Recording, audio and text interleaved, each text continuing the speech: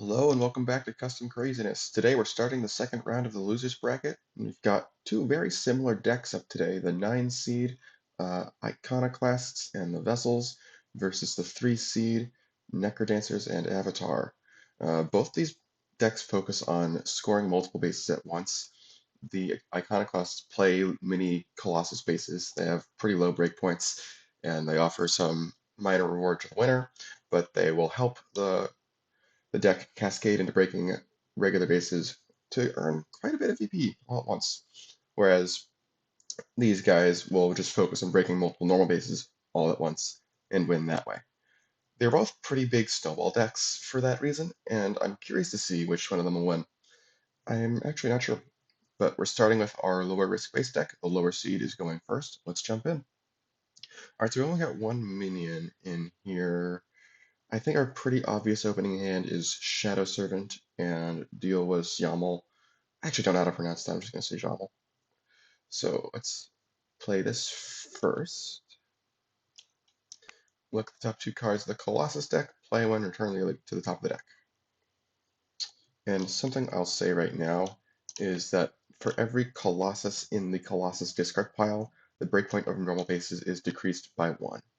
Right, so we've got Tritania and we've got Talus. I think we'd much rather play Talus because Tritania is the kind of Colossus we don't want to play when we've just got a Shadow Servant out. So let's play Talus. We return Tritania to the top, place an energy on the Shadow Servant. And then we'll play Deal as Jamal. Oh, and we increase the breakpoint of Nightmare World. Okay. Okay, no minions, but we do have Hunter's Journal, so that'll give us some minions to play. That's good. Alright. They similarly also have one minion. I think they're going to play the Water Warper on Dwarven Stronghold, though, because Water Warpers definitely love power counters. And then for an action, we can either play Curse the Mummy's Wraps, or we can do Deadbeat. Now, Deal with Jamal does stop them from going to the discard pile, which is a little annoying for Curse the Mummy's Wraps. Although we also don't have any undead monsters out yet. So perhaps we just go with the thing that'll build this Water Warper up. We'll attach Curse the Mummy's Wraps to the Water Warper. Okay, a couple of pretty good minions. Oh, and for what it's worth, Curse the Mummy's Wraps up makes the Water Warper an undead monster, so we can use Deadbeat that way. Okay. Definitely start with Hunter's Journal. Nope. Nope. Hornet, there we go. Total printed power of all revealed minions is now 4 or more. Kind of sucks that we only got 1, but means you got a good minion, so can't complain too much. And I think we'll put Hornet on Dwarven Strong. Maybe we should put Hornet on another Castle Blood, because that's a smaller base, and they might be liable to go for it soon. But it can't be that soon. We'll have time to put a smaller minion there, probably. Okay, so we'll put Hornet on Dwarven Stronghold, use the talent to place a power counter on the Shadow Servant, and that's it. Alright. So for playing Grim Fandango, we have to do Dwarven Stronghold, which decreases the breakpoint by 1. Let's see.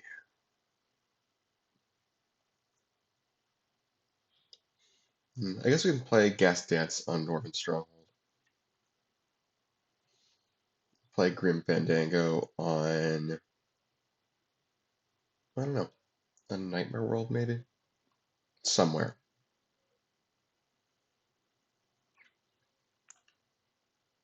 Hmm.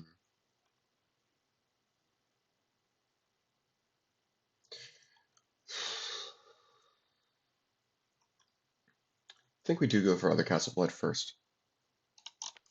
We'll do this, and we'll put Gas Dance here for security. And let's put into Deadbeat. Actually, we'll do Deadbeat here. So we can move the water warper as we please. Okay. All right, these guys.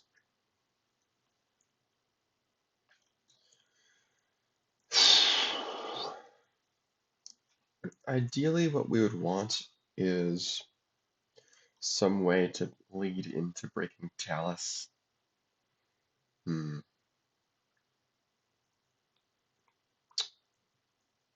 I don't think we're getting that right now, though. We can play a sibling on other Castle Blood, and that'll give us a VP if they score, and we can get it back with deal. So it's not the worst thing in the world. Even though we definitely rather have the sibling just to use, because it's going to be useful for our vessel soldiers. Hmm. Oh, we have to do Mount Dwarven Stronghold as well. Let's think. Next turn it's going to be a 4. You can move over for 8. They could play. No. Without regular plays, they need 10 more power. It's not necessarily out of the question. Hmm. I think we got to play a little slow right now. Do this. Kind of thinking about putting Howling Wraiths on Hornet. Just make it a lot more likely that we eventually win Dwarven Stronghold, perhaps even solo it. Yeah, I think I like that idea. Yeah, the vessels can persist minion modifiers using the soldiers, but I think it's okay. This one's useful, but only really on the normal basis. Usually the Colossi don't really have that much contestant. Alright. Okay, we got the Iconoclasts leader. And another Shadow Servant. I kind of wish we had some way to not play Tritania immediately. Oh, we can use. Should have used Hornet's Talent. Put that on the Shadow Servant. We don't want it on the sibling right now. Okay. Okay. Gotta do Dwarven Stronghold.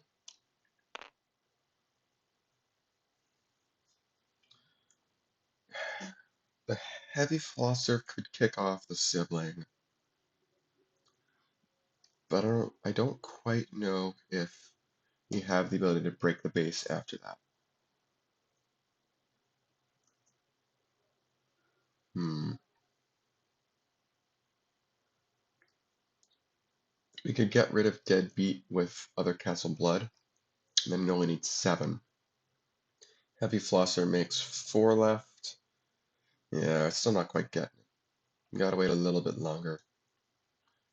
Could play Earth Elevator. What I want to have happen is we can use other Castle Blood as a stepping stone for breaking something else with the Earth Elevator's ability. Then you use Wind Technique to move 2 minions off, one of them being the Water Warper. We'll see what happens. In all likelihood, that would be Dwarven Stronghold. I don't think we can quite do that yet, though. I'm also wary of putting. Under your turn, yeah. I'm also wary of putting another minion on other Castle Blood. But who knows? Maybe it'll work out. I do somewhat doubt that they'll be able to break it, even with the base's ability. Because that'll be 7. They can do 10, but they'll need 8 more. Seems kind of difficult for them. Yeah, okay. I'll do that. Do we put Guest Dance down on Dwarven Stronghold, maybe? Sure. Just make extra sure that this can't be affected. Alright. And we can use that for other Castle Blood as well. Okay, these are not bad. The Heavy Flosser doesn't have a minion to play, but we're thinking it's going to destroy the sibling anyway, so that's fine. We do have to remember Talus exists. And that could be useful.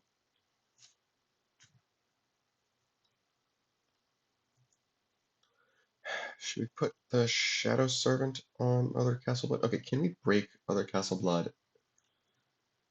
We might need to give up. Oh, we have to do Dwarven Stronghold. We might need to give up the deal to do that, which I would not be very happy about. Hmm.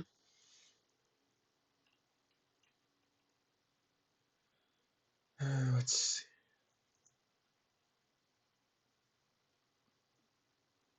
Hmm. That'd be 4. It'll only be 5, 6. Doesn't break Talus. Do Dream No More.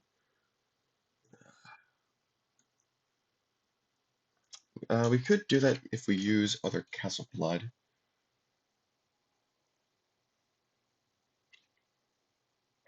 Hmm. No, there's. Oh no, there is an opportunity for that. Okay. So the way we would potentially break Talus right now is we use other Castle Blood first, put power counters on the sibling. Then we play Mossy Vessel on other Castle Blood, move itself to Talus.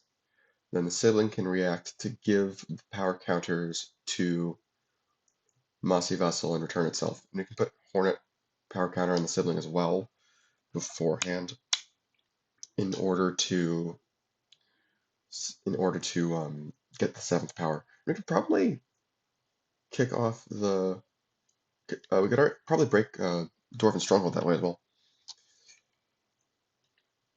Yeah, with Long Lost Maiden, which makes it even less savory to do deal, because then we really want Long Lost Maiden back. Maybe just throw one of our other modifiers out for the power counters. Because if we only need our minion play for this, then that would be fine. That would be a workable way to do it. We wouldn't want to use the deal on Talus because this only gives away its attachments when it goes to the discard pile, not just for leaving play. Which, I don't know, is what it is. I wasn't designing this deck around this partner, you know? But let's see, if we did go for that, this would be giving away 4 power counters. We could do the Shadow Servant. We would do the Shadow Servant first to grab somebody. That would be, let's say, 3 or 4. Could be 4. I don't know. Let's say it's a 4 from Shadow Servant. Then we would have 14 here. Counters come down for 18 out of 21. Hmm. So we'd have to play Long Lost Maiden. Do we even need Mossy Vessel's counters to break it? Because this is going to be at -3 if we do it this way.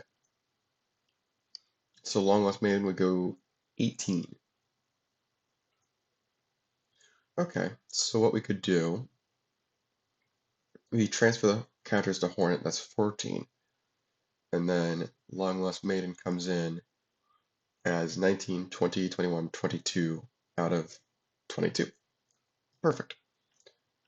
Okay, I like that idea. Okay, so Hornet places a power counter. We'll throw out Cursed Fate. I like that better than the other option we have, which is Attack on Colossus. This can win games. Well, Howling Race, yes, Howling Race will be able to kick it off because Gas Dance only protects from minions. That's pretty good. All right. All right. Then we'll destroy Cursed Fate with other Castle Blood.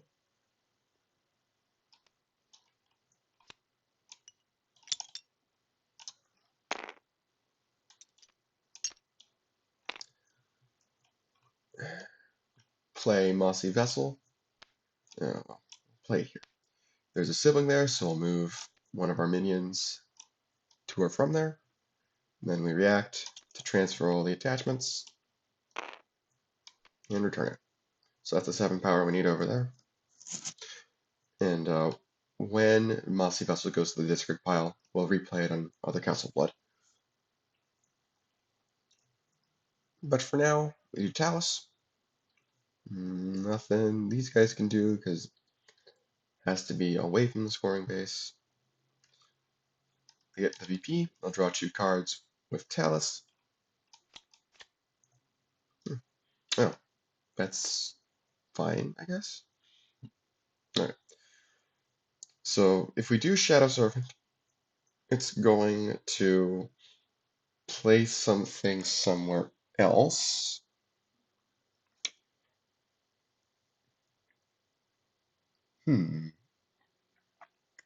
What's the best way to do this?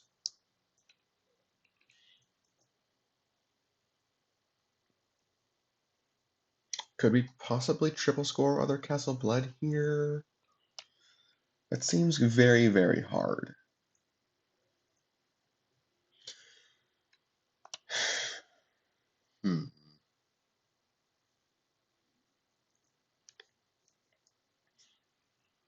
If we did, what would we be doing? We'd be probably playing Wayfarer or something on other Castle Blood. That would be 4 for 11.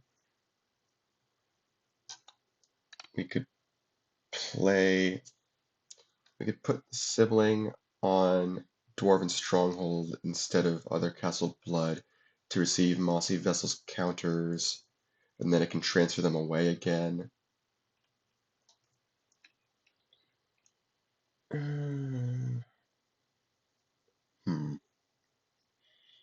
Or we can. What we could also do is. No, that doesn't quite do it. Yeah, none of these plans quite work. That would only be 11 plus another 4 is 15. Yeah, it doesn't quite do it. It is close. It is very close. That's okay though. We'll settle for the double. It's a 5-point double, and it's a solo 5 points, so can't really complain about that. But yeah, for now, I think Shadow Servant will grab somebody. We'll do an Ogre on Nightmare World. Okay. Now we do cleanup. When Mossy Vessel goes to the discard pile, we can play the Sibling first, play that on other Castle Blood, then we transfer the attachments to Hornet.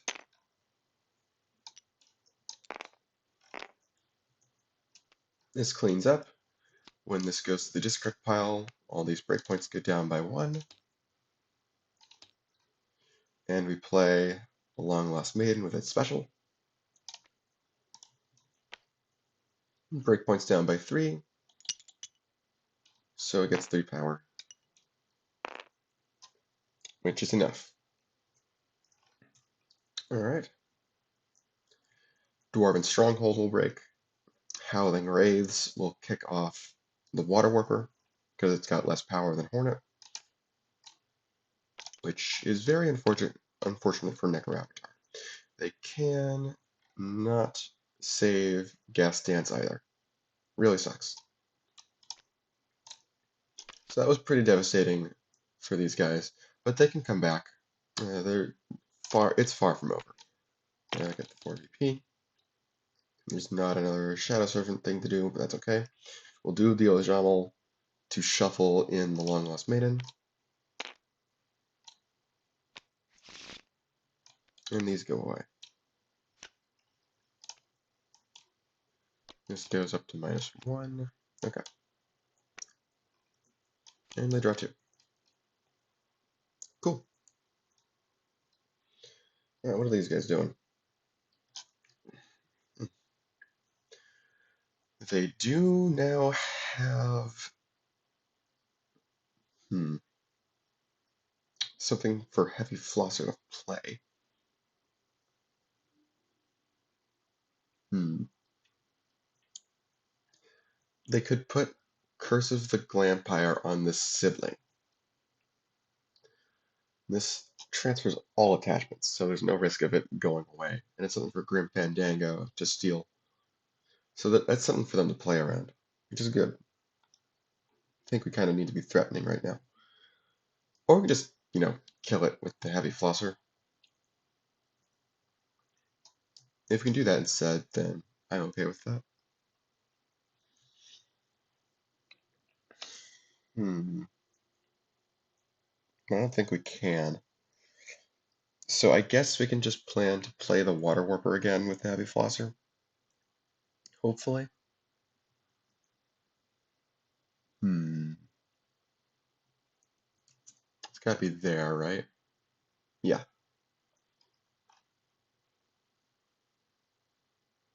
Hmm. I think we're still okay with putting it on Nightmare World rather than Other Castle Blood. Let's see what this card is. Oh, that's that's a little unfortunate. We don't want to get rid of that. This is how these guys win games. So we're not gonna get rid of that. Instead, we will play Curse the Glampire on the sibling.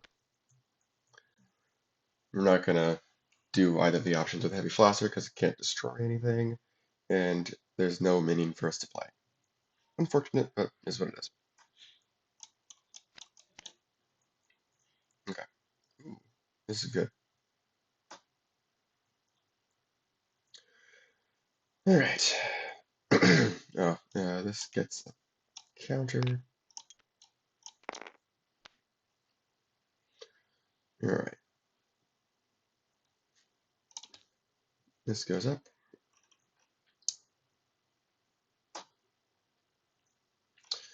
How big is Tritania again? We know that's on top, so we can check. It's 7. So we could feasibly break Tritania right now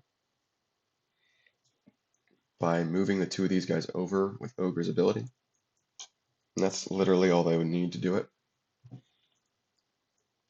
So they could just play Shadow Servant. Ogre takes care of breaking Stratania.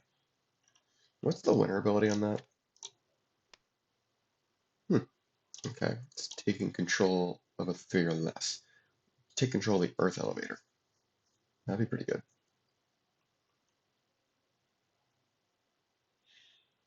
Hmm.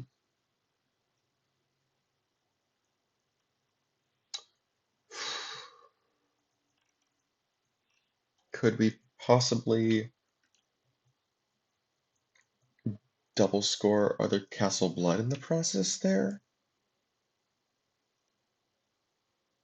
Hmm. Interesting possibility.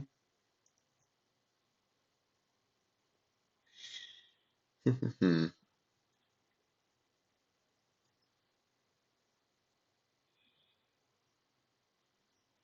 How would we do that?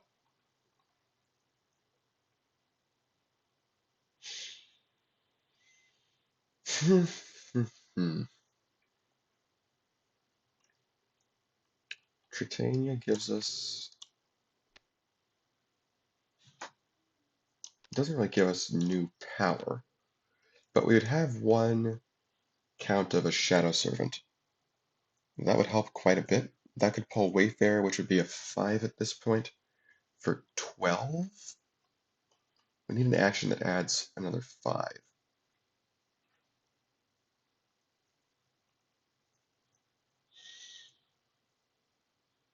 Hmm.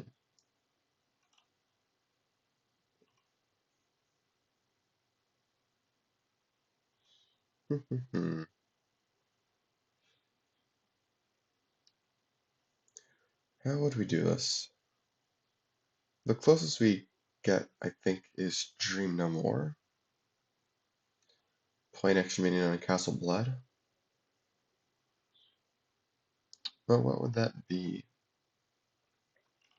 It's worth noting that we don't need to play the Shadow Servant to play Tritania on Nightmare World. You played Anywhere. That helps a lot, actually. So let's see. Wayfarer would be a... We could also use other Castle Blood.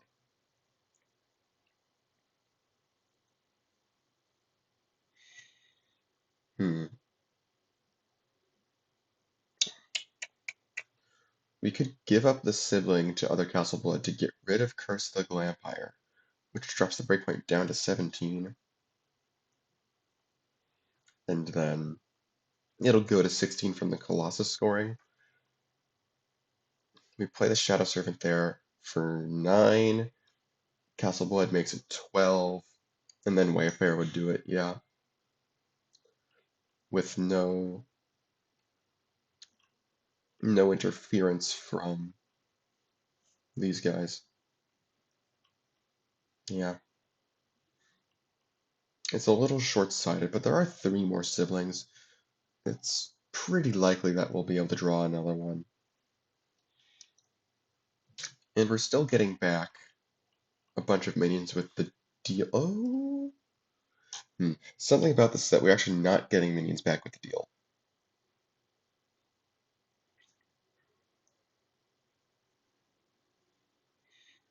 Hmm. We're actually not.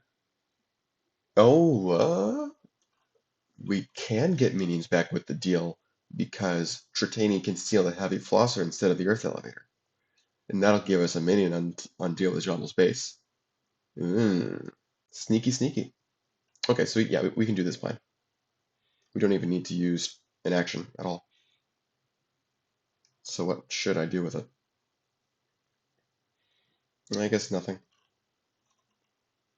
Yeah, unless I want to do Monarch Wings. Sure, I could do Monarch Wings.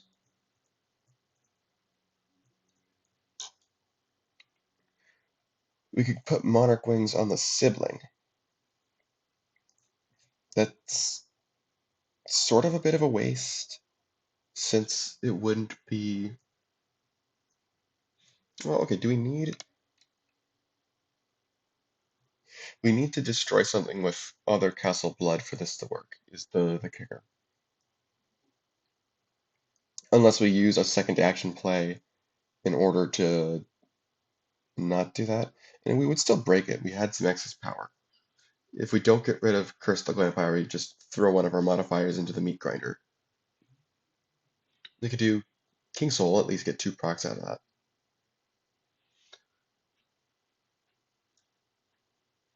Mm, true. Yeah. This would work, I think. We play King Soul on the sibling, use it. That's 8. Play the Shadow Servant. That's 10, 11, 12, 13, 14 when we destroy King Soul. Yeah. The only the only thing is that then Grim Fandango can steal this. So we do kind of want to get rid of the curse. Okay, so I guess we just don't use our action play. Sure. Okay, so what are we doing first? We're playing the Shadow Servant. And maybe that'll open up new options. We get Tritania again, but the other option is Chikaran. Hmm. Yeah, we can't break Chikaran with our current setup. So yeah, we just stick with the plan. Do Tritania. Ogre uses its talent to move the Shadow Servant, and Ogre can follow. Brings this breakpoint down to 21. Yeah. That's why we need to break Tritania. We're not returning the sibling when we play Shadow Servant. Because now we can destroy it with other Castle Blood for 3 power counters.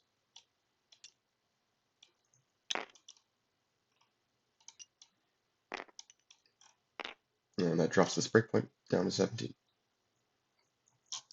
Okay. Tritania's going to score. Yeah, there's still nothing these guys can do. So they get 6. Tritania will steal the Heavy Flosser, which gives them power for a minion there for deal with Shamble. We'll shuffle back, I think, Ogre. No, we got. I think I actually prefer the Shadow Servant. This goes to the discard pile. Oh, actually, no. First, we're gonna do the Shadow Servant. Play Wayfarer, who's going to eventually have +2. Once Tritania goes away, that drops us all these breakpoints again.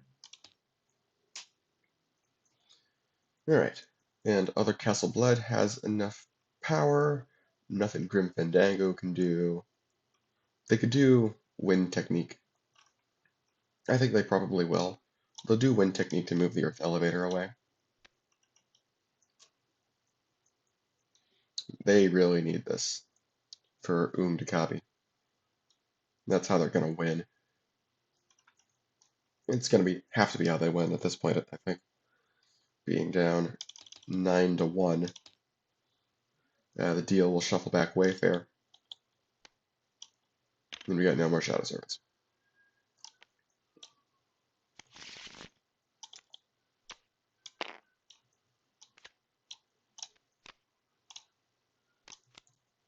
The Forge, okay. And they draw their stuff, okay. Guiding Light can play Chikaran. We gotta keep that in mind. We are out of siblings, though, which is not good. Okay. Definitely playing Oong somewhere.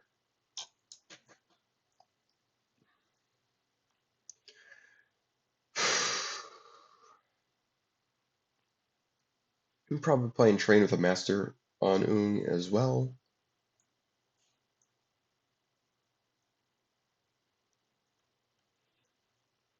Do have to be a little bit careful.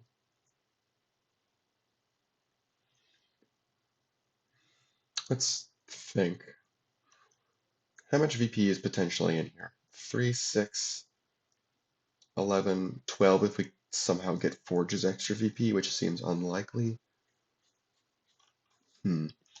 So there's a good amount of potential here. But there's also 3, 4, 5, 6, maybe 7 VP in the runner-up positions. So we're gonna have to be a bit careful. We can't just triple score. We can still play Oong though. We can still play Train the Master on him. I think that's okay. Do this like this. And use Train of the Master's talent. Okay. Water Warper is good to see.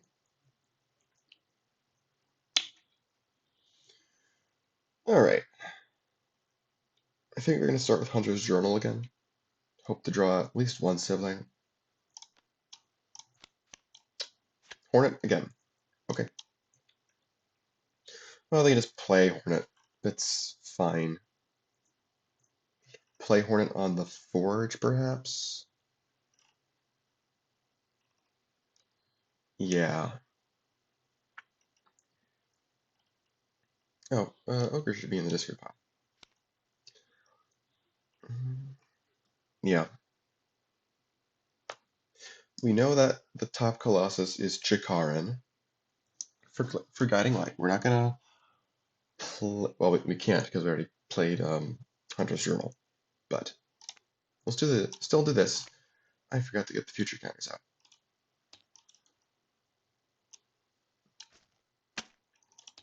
There we go. They'll definitely get a future power counter. And there's nobody for Hornet to power up, but that's okay. Okay.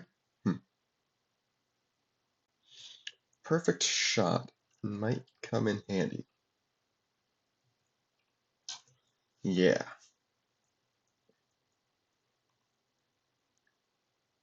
Alright, we'll do Train with the Master.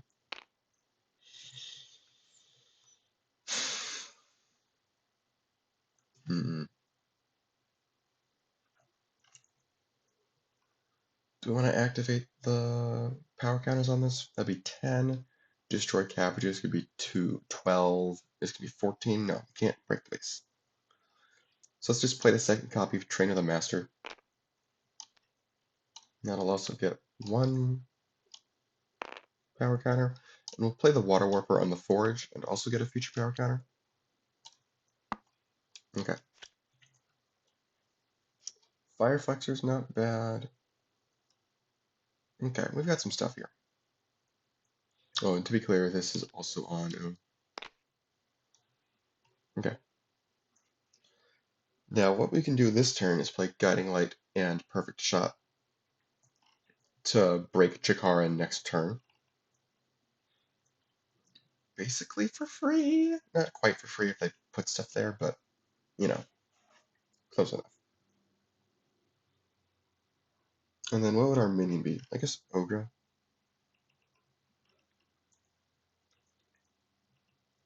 We do Ogre and use its talent to move Heavy Flosser to Haunted Mansion. So we maintain presence for the deal, but we also have presence on Nightmare World. Or sorry, not on Haunted Mansion, if that breaks. Because then we get 10 VP, potentially 12 from Jakaran, and then, you know, it'd be pretty easy to clean up a win from there, I would hope. We'll see, though. But yeah, I think we do go for that. It is a little uneasy with Oong out. Could potentially break Chikaran themselves and get VP using the Water Warper, maybe? Yeah.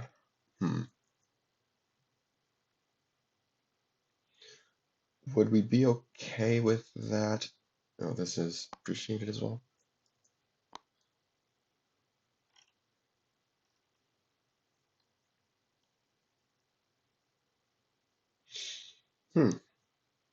Something else I guess we could do is play Perfect Shot on Haunted Mansion.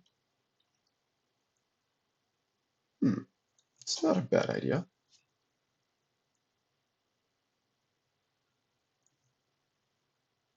Then if we get an Ancient Sword or something, and instead of playing Guiding Light, probably. Yeah, I like that plan better, I think. It's a bit safer. Although if it still has the same problem for if Haunted Mansion breaks.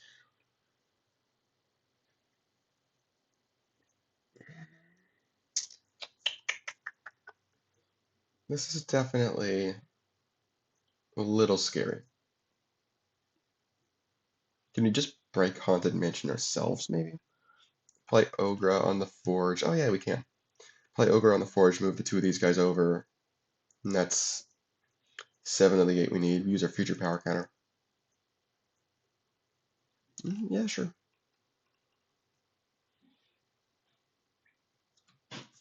And then we have something else. We have our action play.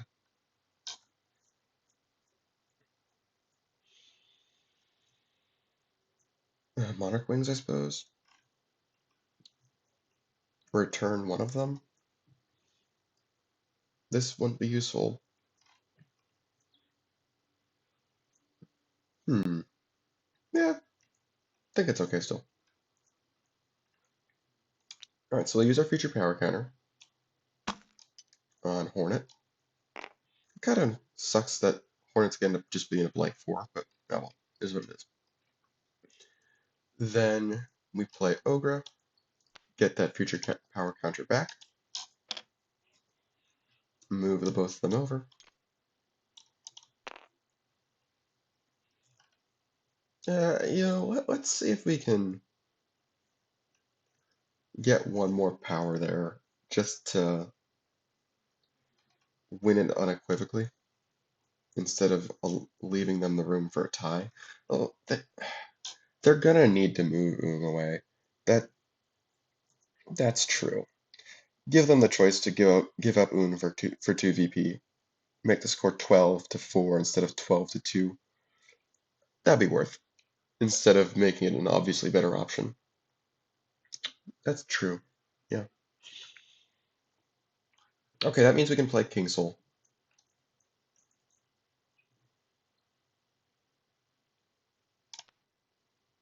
Or sorry, not King Soul, Monarch Wings.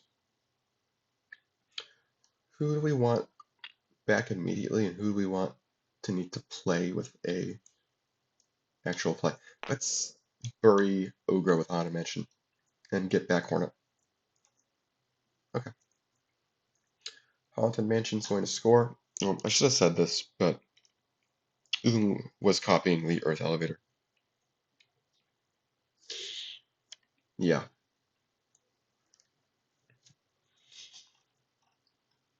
So it has the chance to, we have chances to reduce breakpoints by a total of 8 until the end of our next turn.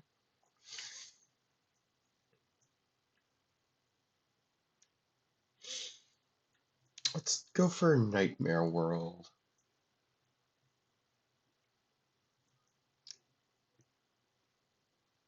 Or no, the Forge. The Forge has the advantage of being a potential solo. We definitely need solo VP because they're gonna have 12 whether we move Oong or not. Okay, let's do the Forge.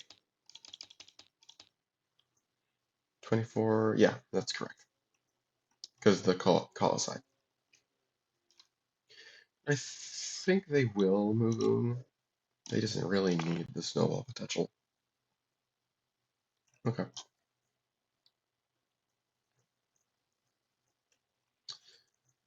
Alright, I'll go with this.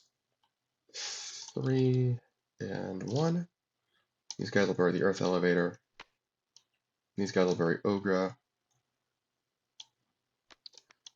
I really wish they had a sibling right now for the Forge, but that's okay. Monarch Wings will return Hornet.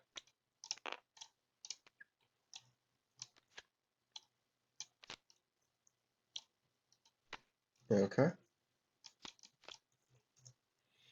Yeah, Ancient Sword. Okay, they'll uncover the Earth Elevator. Gives them a feature counter. They're gonna try to get the extra VP from the Forge. We can do Train with a Master. Definitely gonna activate these now.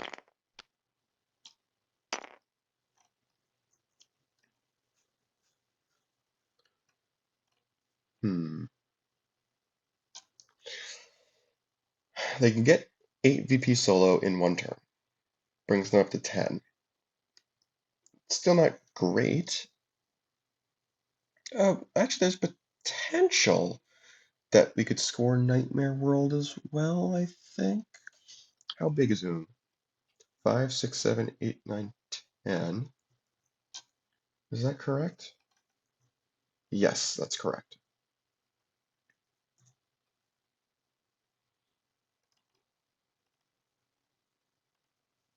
They could tie the game 15-15 and clear the board. I think. Not certain.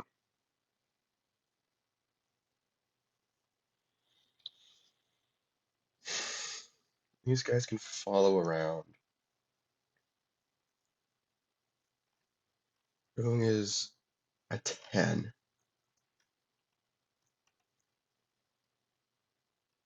Play a Water Warper from the discard pile. Yeah, I think we have the chance to tie the game 15-15 right now. That's actually not necessarily a good thing because of Colossi.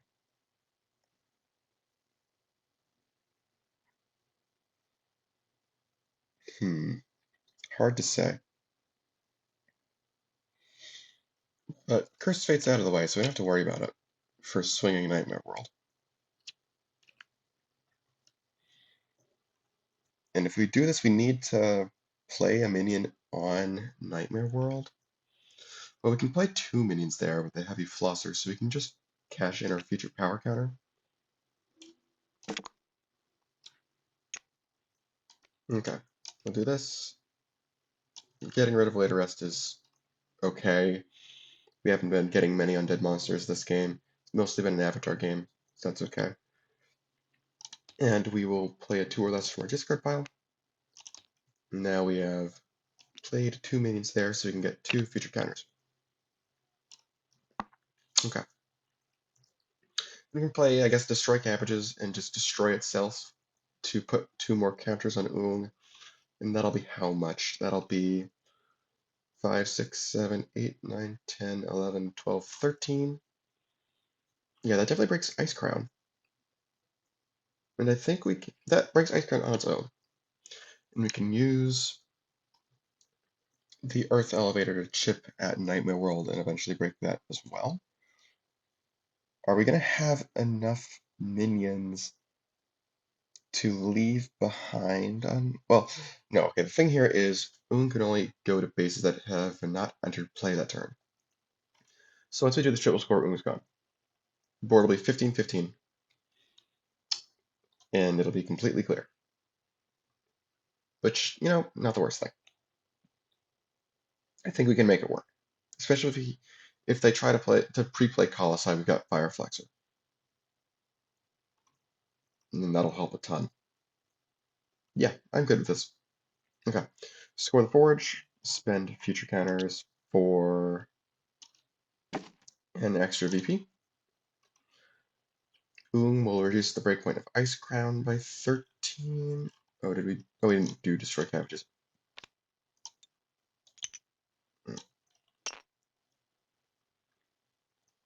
Okay, there we go.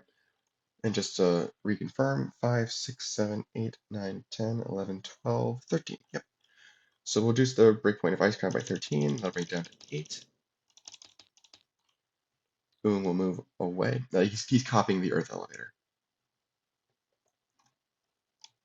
Oong will move away to Ice Crown. The 2 Water Warpers will follow.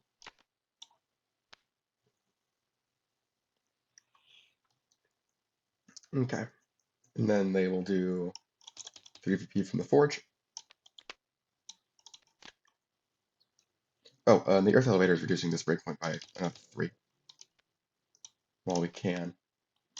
This goes back to -2. Hotel California. That would be nice if we could, actually get there with Oong. It's okay.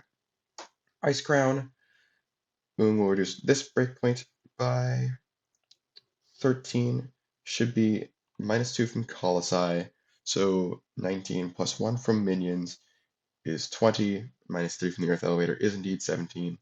So it's going to go down to 4 now. And Oong will move away. 1 Water Warper will follow because we need 1 more to stay behind for VP.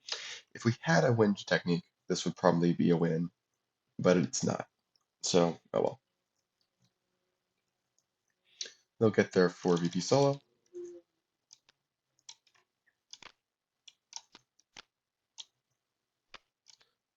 This should be back at -2.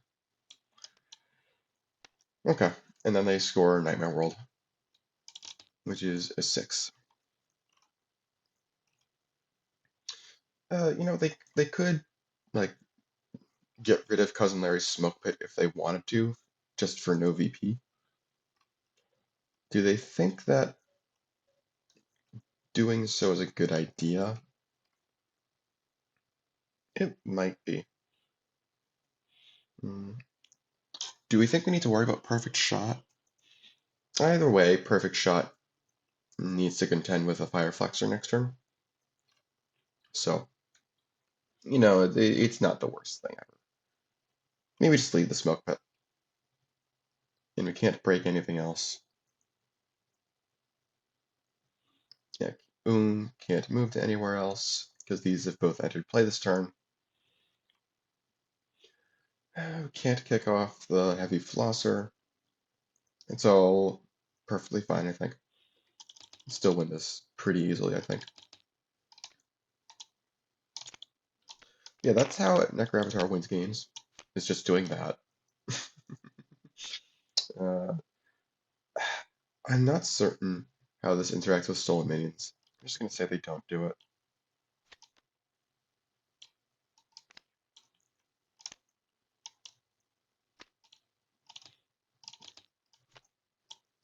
Yeah, fun. Okay. And these guys draw two.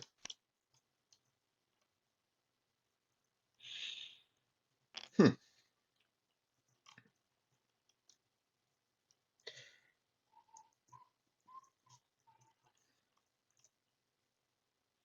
Now, perfect shot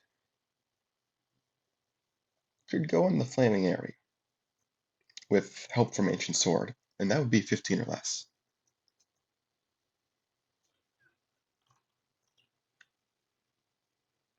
Is that a good idea? I don't know. We can also obviously do Chikarin, but I'd rather save that for when we have that as an instant break.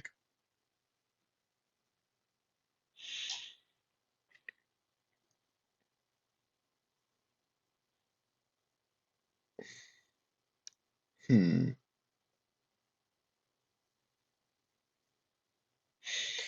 I don't know if we want to play perfect shot.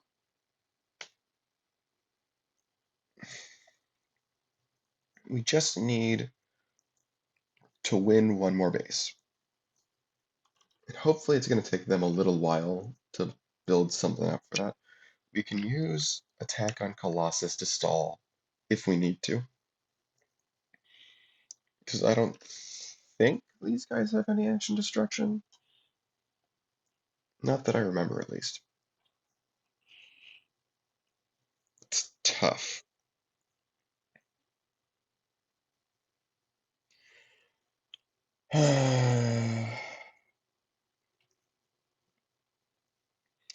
If we play Chikarin next turn,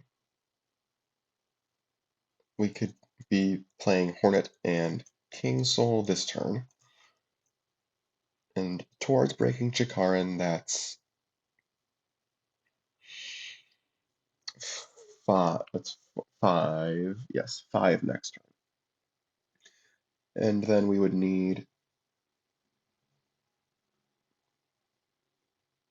uh yeah, because we're saying we're gonna move Hornet to Chikarin with Guiding Light.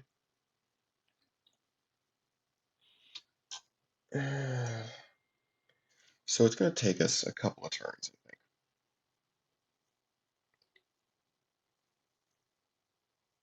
Because these guys would only be two. Yeah.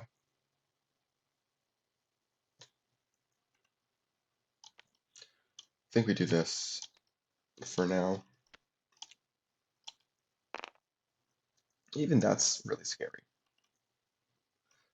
But I think it's better than putting it on a hotel because of the ability of the base. We'll see what happens. Oh, grip strength. Okay, that opens up some other options.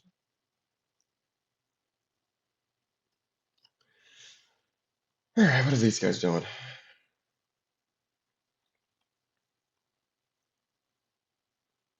Q's Council of the Ancestors. Get back Oong. They might be able to use that to get them out of a lose state by pivoting over somewhere. It's going to take a bit of time to set up, though.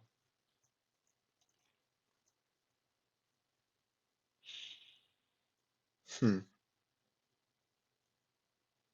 So maybe what we do, I guess this is a race to a solo at this point, which these guys are much better equipped to win. We'll see. Say we do Earth Elevator, we do Council of the Ancestors, get back Oom. I don't think we want anything else back. Yeah, I think just Oom. And we draw two. Bloodbending is a good find. Okay, let's see, we can do King Soul. We also have the future power counter, we gotta keep that in mind. So let's see. Hornet. Guiding Light would put 5 power on Chikaran, 6 for the future power counter, 7, 8 for one of the threes. Tough. Do we need one more turn? Might need one more turn. No, no, no, no. No, what we can do is we can do play something on the area and grip strength it over.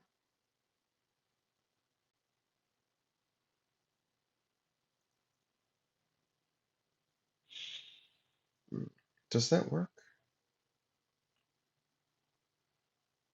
When one of your would go to the discard pile.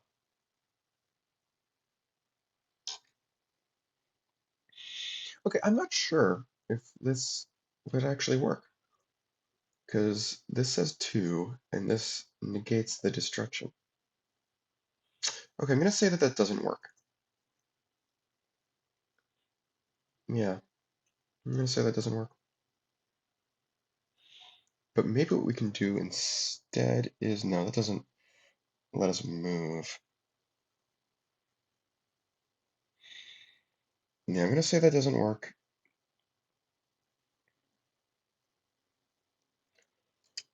We don't want to play the Shadow Servant because that forces us to play a Colossus prematurely.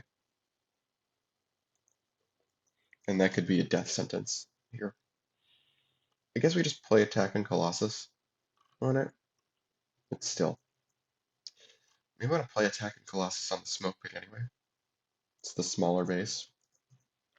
That could be their real target.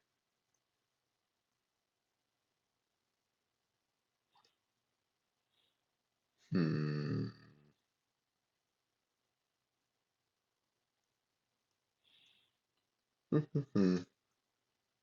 They could do one of the threes and then Ancient Sword. Yeah, I think that order of operations makes sense. But where do they put it?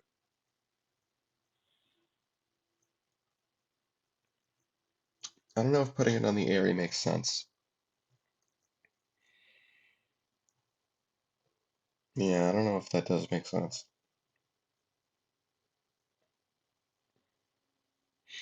Okay, can they... yeah, they want to put it on the area because then they can destroy it next turn. If they don't put it on the area, do they have a guaranteed win next turn? If they play something else. Let's say... I don't know. Actually, I don't know. So next turn, King Soul adds another counter, and the future power counter adds another power. And that makes Hornet 4, 5, 6, 7, 8. Minus 1 is 7. Yeah. So next turn they have a break on Chikaran no matter what. As long as, Hornet stays on the board at current power. So we actually don't need to take risks with adding more power to the board. So we should just not play a minion at all, just play attack and Colossus. The question is where.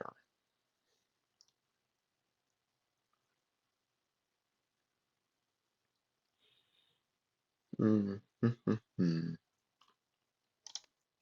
Put it on the Smoke Pit.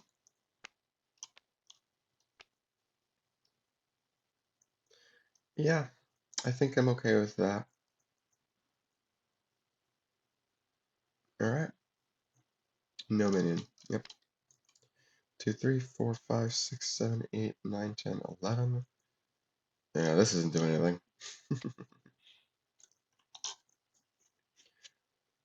Okay. They would have really liked for them to play minion because of bloodbending.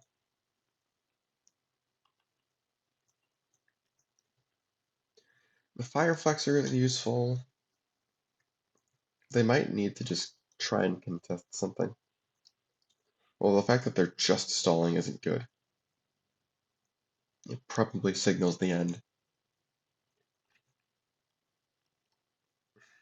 Yeah, I don't know if they've got much they can do. There's nothing for later rest to do. There's nothing what they can do to stall. Yeah, I'll just put Oong down on the hotel, I suppose. And for what it's worth, this 8 power wouldn't have done much else anyway on the smoke pit or whatever because of attacking Colossus. Alright. Yeah, well. Alright. These guys will take their win. King Soul, future counter, play Guiding Light to play Chikarin, and move Hornet over.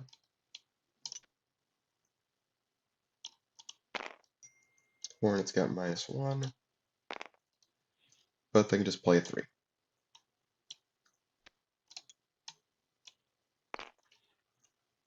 And that's all they need.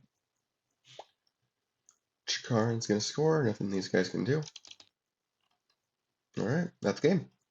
Iconoclast Vessels take the first game. We'll see if Necroavatar can hold up their 3 seed and win the next couple of games. But we'll have to see if that happens. Stay tuned. Alright, it's time for game number 2. Necroavatar lost the last game, so they're going first this time. We're using base deck number 2. Let's get going. Already better opening hand than last time. The hip poppers are really important for buying time, and they're free sources of movement for the water warper. Alright. Now, I have discovered since these guys' last match that since this is mandatory, only mandatory events can affect whether or not it happens. But Hip Popper is a mandatory event. So that's nice. That's very nice. Play a Hip Popper on, let's say, winners. Move it, make it a monster just because we can. I don't really feel like playing this. Leave it here. Must move it.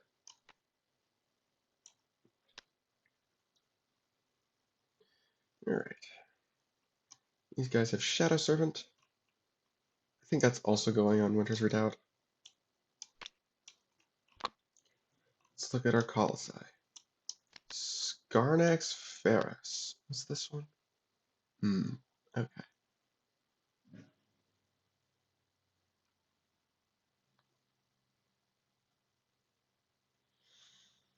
Hmm. This Scarnax. Keep in mind that Ferris is on top, though. We'll give. Do we want to do Ancient Sword or Hunter's Journal? Let's do Ancient Sword. Look at the top 2 cards of the base deck. Gargantuan Jellyfish, Crypt of the Necrodancer. Okay.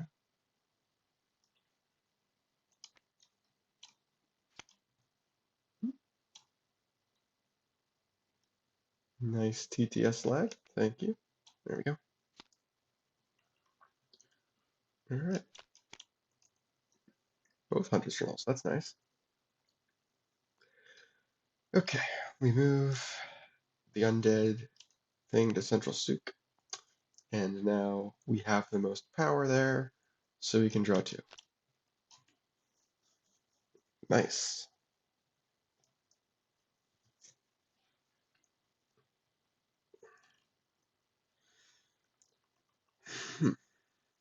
Do Oong in some way. Yeah, play Oong on 5-star since it's rare. Has 1 copy in the deck.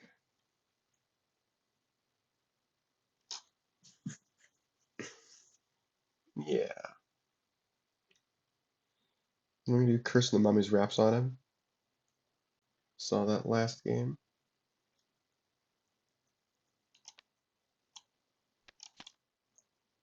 Yeah. And we'll put Hip Popper in monster mode. So now we don't have the most power there because we don't have any power.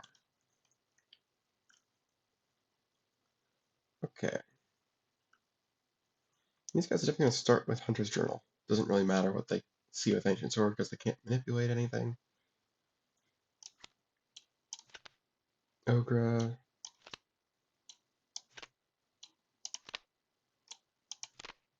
Nope.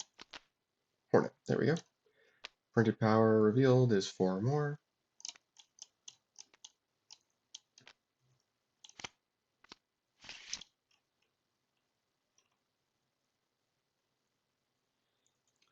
Uh,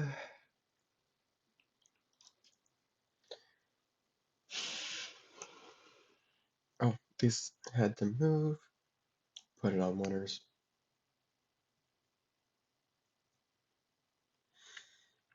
We could put Ogre somewhere.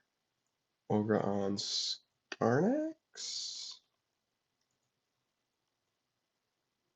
We could put Ogre on Central Souk to stop them from farming it for card draw.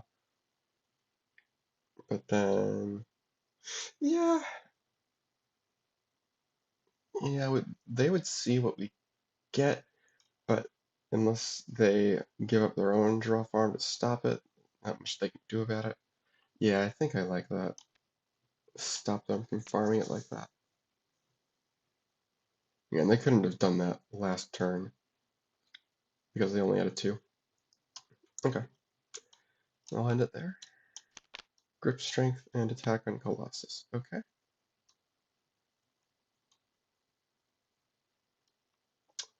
This guy has to move. Let's see, can they just break Skarnax? Boom. I don't think so. Okay, it'll move to Souk, I suppose.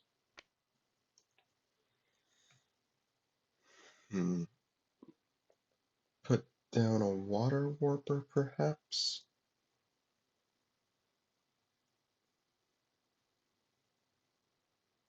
That way, if they move Ogre away, we get the draw without even moving the hip hop or two there.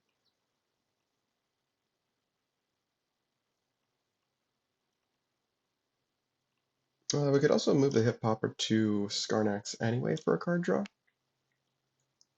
Yeah, I like that idea.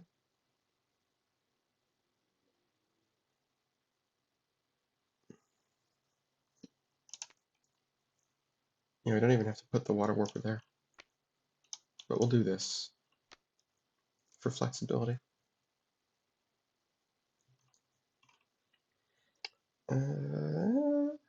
Then, let's see, we've got an action if we wish. If we had a later rest, I would consider using Curse of the Grim Rapper antagonistically right now. But we don't. So I think we just hold off. Yeah, I think we just hold off. Okay, cool. Hip poppers and water warpers are also good for this. Okay, hip poppers. Oh, they have to draw a Skarnax. 1, 2, 3, 4, 5, 6, 7, 8, 9, 10. Okay. Draw a Skarnax. Hip pop. Hip popper moves away. It's worth noting that it has to be a regular minion for that to work, but that's fine.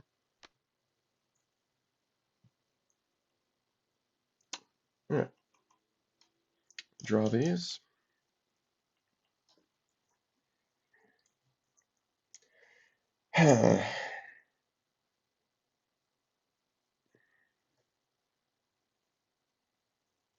Can they break Skarnax? Let's see. The Ancient Sword is worth 2. Then let's say we've got Hornet. That's 4, 7 with Ogre. No.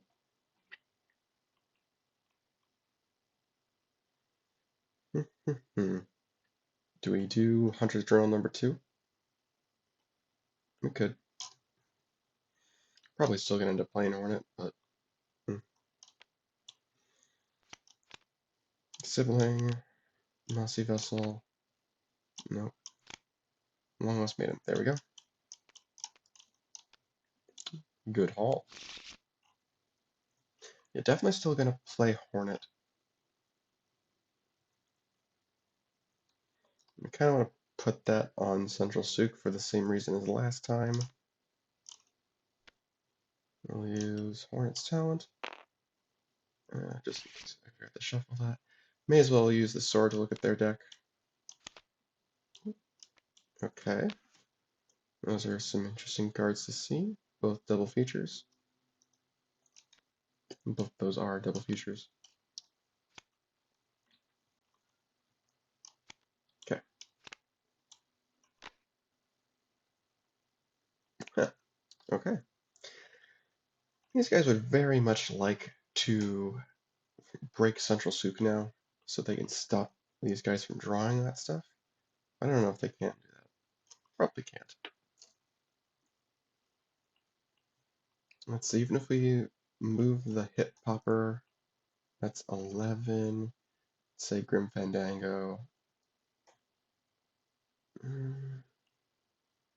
We could move over the Shadow Servant. That would be 15, 18? No, it's a few short. Can you break Skarnex, perhaps? Stop them from doing so. You could move the Hip Popper and the Water Warper over for free. That's 4. We could again use Blood Bending. Oh, taking the Shadow Servant would be really good if we can break a base with it. It's 4, 5, 6, 7. Yeah, then minion worth 3 or more would be 10. Yeah. Sounds good to me. We can just throw, I don't really care what. Oh, we could have Oong copy the Water Warper. And then when we play Bloodbending, we can have Oong follow. There we go. I like that. Okay. This moves up. This will follow. Oong will use his talent to copy the Water Warper. We'll play Bloodbending to take control of the Shadow Servant and move it to another base. And Oong will follow.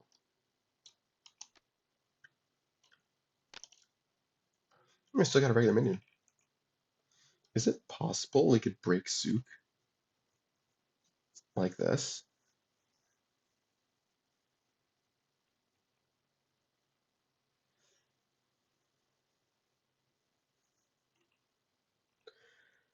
Huh. Mummy's Wraps will give Oong another 3 power counters. So he'll be an 8 on Souk. That's what, 15? Then we'll have Shadow Servant.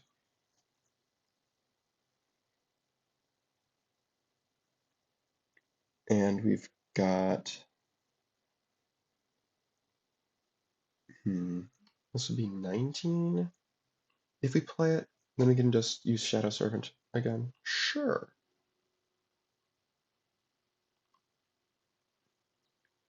If you're not winning. After mean you do not control. Okay, never mind. So we don't get power counters for that. That's good to know.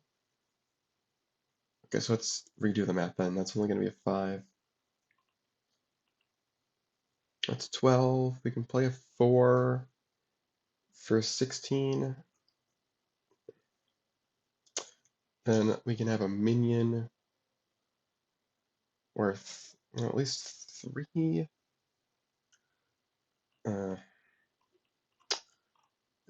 11. This moves over for 16. We play Heavy Flosser. We can play a 2 for 21. Yeah, okay. If we do that, this has to be explicitly not winning, right? Yeah.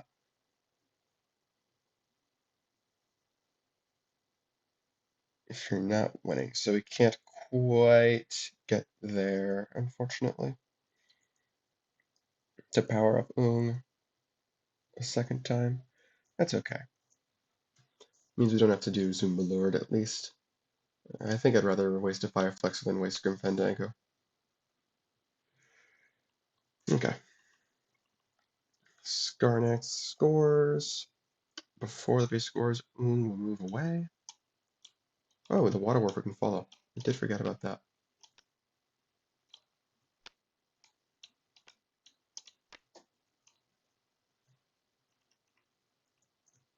Do they even need... what do they need at that point? Maybe I could just play the Heavy Flosser anyway with the Shadow Servant. Getting another Water Warper out, it's not a bad thing. Sure. Okay. And they'll just...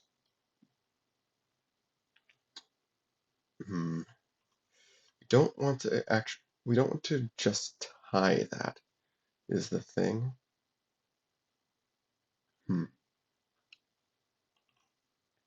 Yeah, we don't want to just tie the base. We want to actually win it.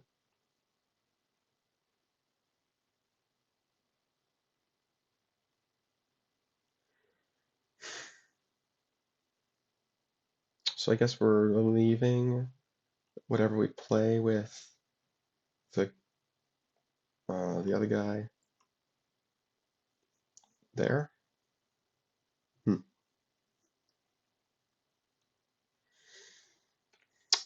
So maybe it's just better to... Yeah, this is all deterministic, so we can shuffle this around as need be. Maybe instead of Fireflex, we do play Zumba Lord. Can we play something smaller so that we're not winning when all this happens? Hold on. If we play, let's say, the Earth Elevator, and Shadow Servant can play this. Yeah, it's the same situation still. We can only get so much power in not Fire Flexors. In stuff that can move away before the base scores. If we had a wind technique, this would be different.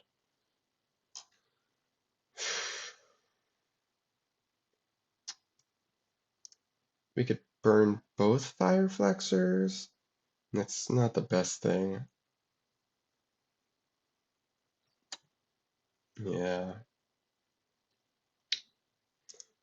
Burn Grim Fandango. I think I like the original plan the best. Use a Shadow Servant to pull Heavy Flosser and just burn one of the twos. Hip Popper, I guess. Yeah, I definitely would rather burn a Hip Popper than a Water Warper. Okay. And these guys had to discard 2 cards. Definitely a tough choice.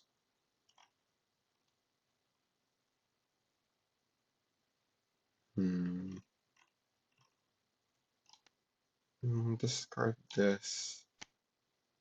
Discard. Tough choice.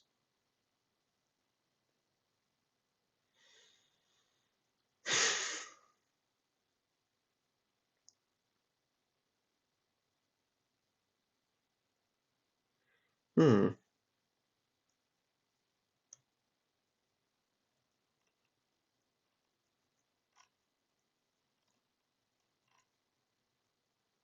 Oh. Oh, they actually, the breakpoints are going to go down. I forgot about that. So maybe we don't need to play the Fire Flexor. We can play something slightly smaller. Oh, yeah, yeah, yeah. We can use the Shadow Servant to just play a Water Warper to break the base. Perfect. Okay, this is going to be even better than I thought it was. Okay, they'll also discard Howling Wraiths. And we're going to need Guiding Lights, I think. Okay, so this VP goes... they'll use Shadow Servant to pull a Water Warper.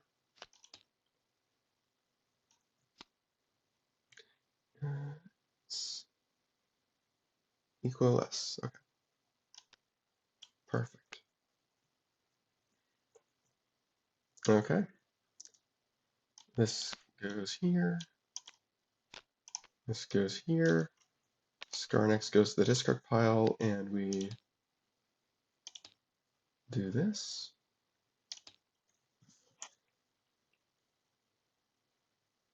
After Iconoclasts. Do they want to burn Long Lost Maiden on this? It doesn't even guaranteed swing the base, they can just leave Oong there. That's not very smart. No, it's not. Bide their time, I suppose. Okay. Before Central Six scores, Oong will move away. Let's say to 5-star. Slightly bigger. The Water Warfers will both follow. And now the Fire Flexer's left there. And we're not winning, so we can take out Hornet.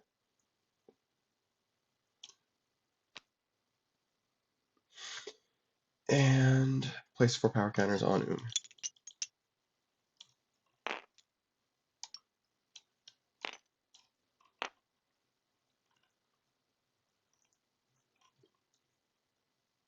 They might want to use Grip Strength to save Hornet. But then again, Long Lost Maiden might be needed to do that. Get a triple score or something. Yeah. Okay. 1, 2, 3, 4, and 1.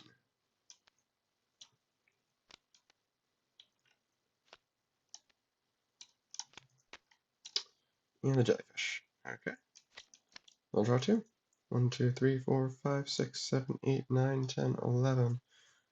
They will get rid of. Get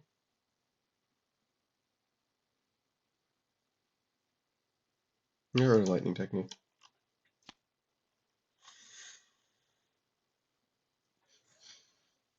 Oh, they should have played sibling. We'll play the sibling there. Oh, they can. They have Winners or Doubt. Okay, they'll discard Zoombalord and put it out then. Okay, that's better. Okay, I don't draw these because Central Shook's gone. Yikes. Yikers.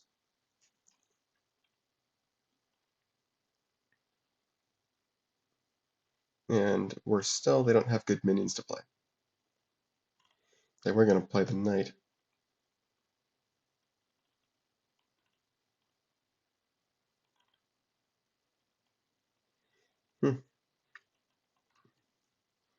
I guess they can attack on Colossus. Because Long Lost Maiden, with the normal play, is only 19. They don't have an action that can add 2. They know what they're going to draw with 5-star. It's still the knight. It's still the knight. So I say they stall for a bit. Yeah. And just don't play anything. Don't play any minion. Yeah. Draw 2. Alright. These guys are up.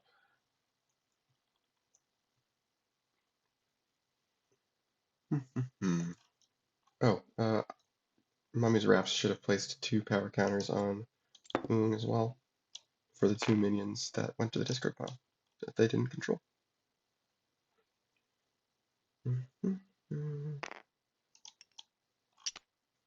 Okay. I mean, they'll probably want to get an Earth Elevator out.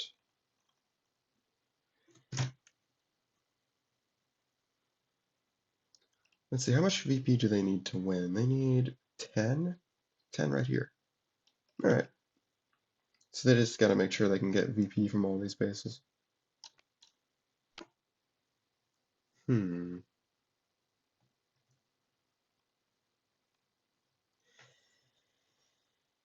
I could just do Dead Jive first.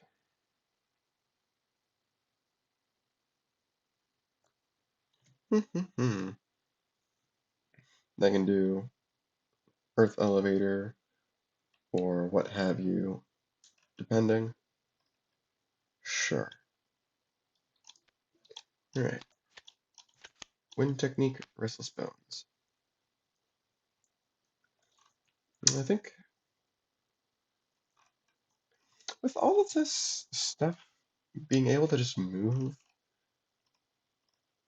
I don't necessarily think we need a second wind technique. We'll discard that one. Restless Bones. Ironically, if we discard it, we'll have more fuel for it, but if we keep it, we don't have as much fuel for it. I don't think we're going to need it. Yeah, it's a little slow.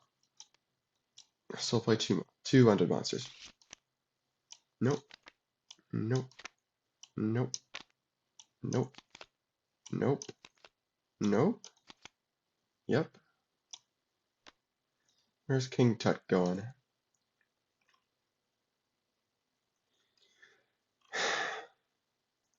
Put him there. Nope. Yep. And put the Poultrygeist there as well. Do we have... We do have some ways to take advantage of it. We could like get a later rest as well, for instance. I think we want to play Earth Elevator right now. Yeah. Just kind of get that out there so that Oong can copy it later. Alright. What are these guys doing? What's Attack on Colossus doing? They might need to get rid of it and then break it at a loss to trap Oong if they want the winner's VP. If they don't trap Oong, then they'll win it. But, you know, clearly they can do the same VP math that Necroavatar was doing earlier. Eh.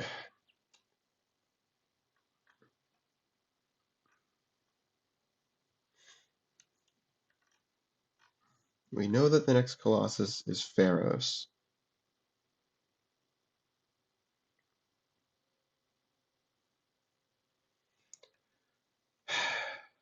I think they have to get rid of this.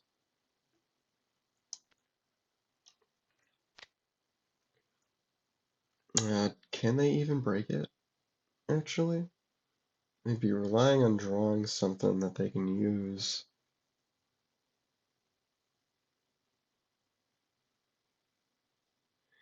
From 5-star, I think. Yeah, this is not great for them. Okay, so maybe they should store it. Should store the Colossus. Do this.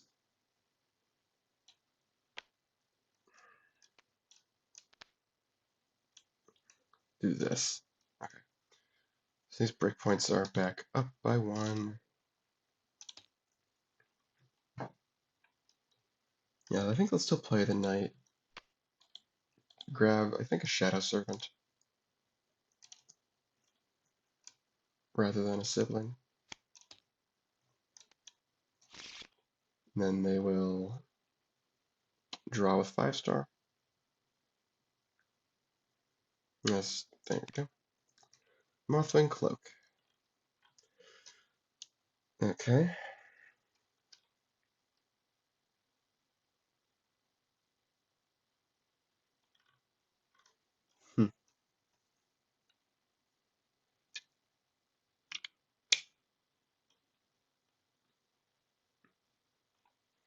What are they doing?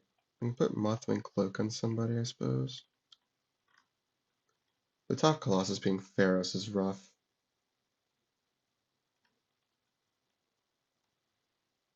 Yeah. Play Kingsbrand, I suppose. Yeah. It's a tough game for them. Yeah, Central Souk is just so abusable by this combo with the hip poppers.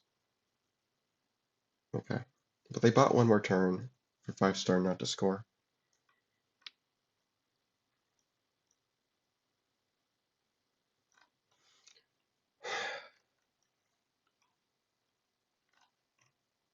Hmm.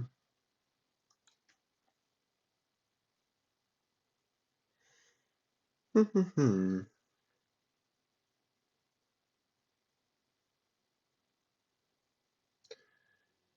Winners Redoubt. They could put Grim Fandango there, and then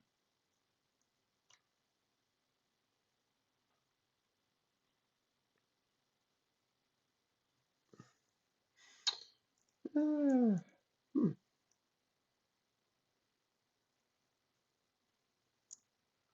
let's think.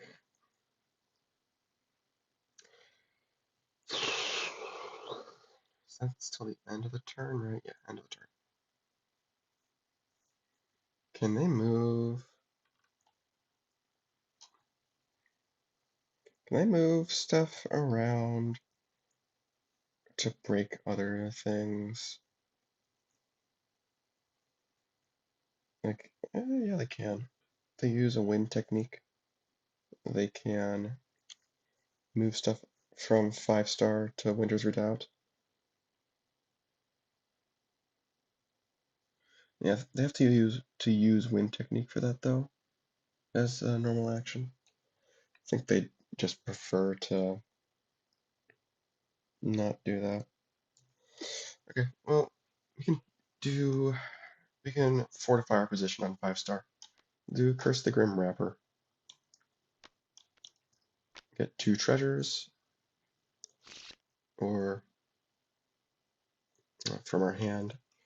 Do you want to do stuff from our hand? Play any treasures.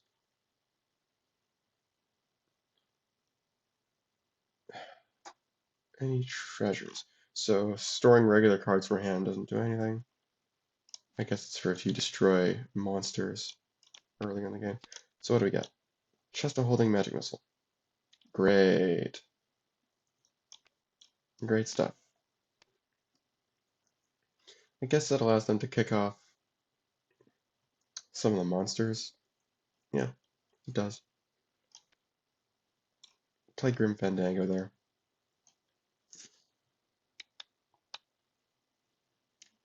Kinda wish it was the other Necrodancer 4 instead, but that's okay. 1, 2, 3, 4, 5, 6, 7, 8. Yeah, I'm good with this.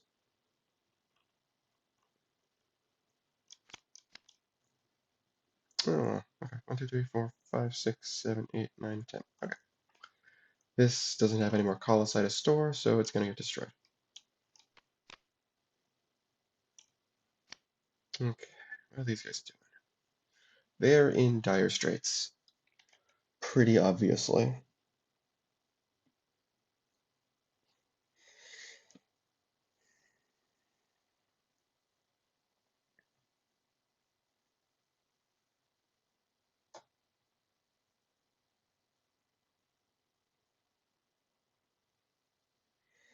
Hmm. They could play Pharos. Maybe they have to double Guiding Light. Oh, where'd the... Oh, did I accidentally grab a sibling instead of a Shadow Servant? They do look kind of similar. Hmm. Yeah. We could double Guiding Light and see what the non-Pharos Colossus is. How much stuff would we be able to break? We could add, I think, 8 power to it. A fair amount of the Colossi are 8 or lower. Hmm. I think it's the best shot we have. Yeah. If we manage to do something... Oh, no, these breakpoints go down. If we manage to break a Colossus, then we can grip strength to move away the knight and get rid of the curse. Kind of cute. We'll see what happens though. Yeah, I think we do start with double guiding light. We know we're playing both. Ain't no way we're breaking Pharaohs. Let's see what the other one is. Quadrator. That one I think we can break. We'll move the knight to Quadrator.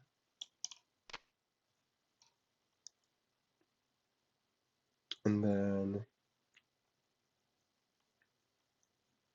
let's see. We only need one more minion there, right? A few more. So we could do Mossy Vessel, return the sibling, and move itself away to Quadrator, and then yeah, each of them will have +1. And then after that, we can grip strength the knight to somewhere, play Long Lost Maiden, and she'll have +2, or normalize this to 22. But that's still not quite enough.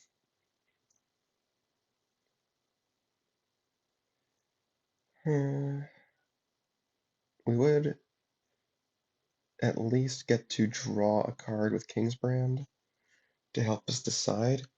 Worst case scenario, we just go for 5-star and maybe save grip strength. Although, if we anticipate all of that stuff moving away,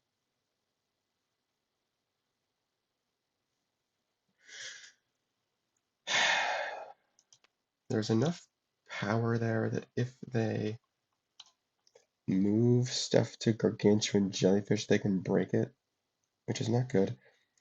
Although we would have the opportunity to play Sibling there. That's true. One of the nice things about the siblings is that they open up places for Long Lost Maiden to go, if need be. It's very nice. Okay. Sure, I'm happy with that. We'll do Mossy Vessel. Sibling does its thing. Draw a card with Kingsbrand. And this is obviously here now. Both these guys have +1 with Quadrator's ability.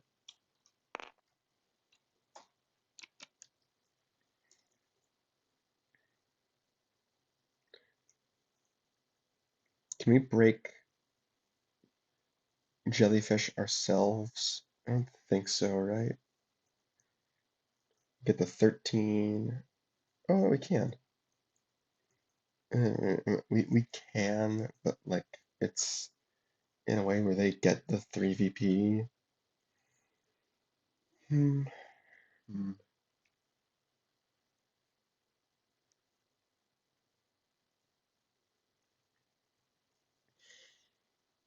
We'd at least get to use the ability on that, but like, how much is that gonna do? Because 5-star is gonna score at the end of this no matter what from Curse the Mummy's Wraps. So we're gonna need something there. Tricky situation. We want to play something that's at least a 4 there. We can play Wayfair there. And then that traps at least all the Water Warpers. At least it traps one of the Water Warpers. It doesn't trap Oong, unfortunately, but I don't think there's much we can do about that. What does this do? Okay. Yeah, I think this is kind of the best we can do. Score's going to be 2, 3, 4, 5, 6 to their 8, 12. I mean, that's gross, but it's not completely insalvageable, I don't think. Yeah, it's not like this. Oh, it will instantly break Pharaohs. So the score will be 14-6 at the end of their turn. Hmm. Oh, the knight did get to place 2 power counters on the Mossy Vessel when the sibling got returned.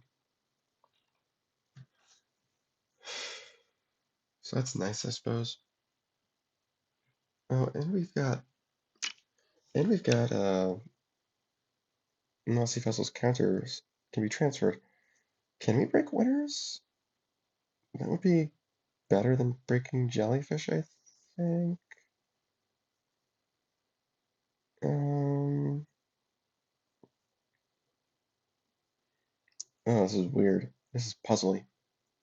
Can we break Pharaohs?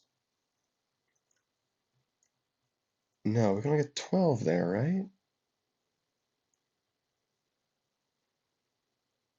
Right?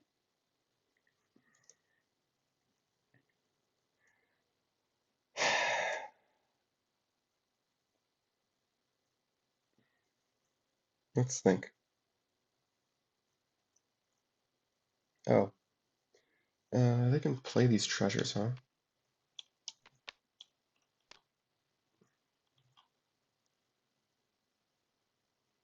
Yeah, they can put both of these treasures on Oong and at least force the issue of 5-star restaurant.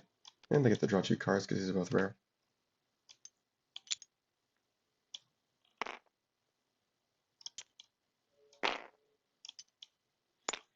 Yeah, so if they don't score something next, then 5-star will score. Ooh, well that's nice.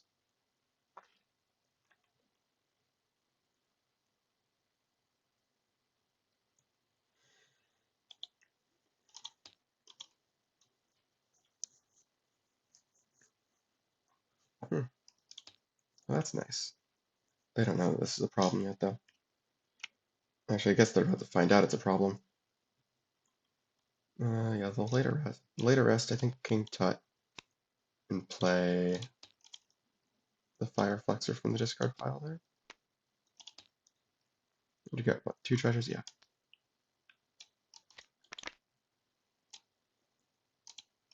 Cool. Nice.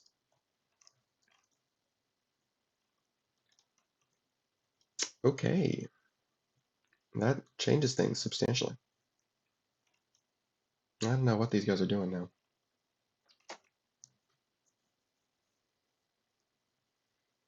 Yeah, the knight would only be a 5, the long lost maiden would still only make it 10. This would be 12 still. Yeah, it doesn't break Pharaohs. Hmm.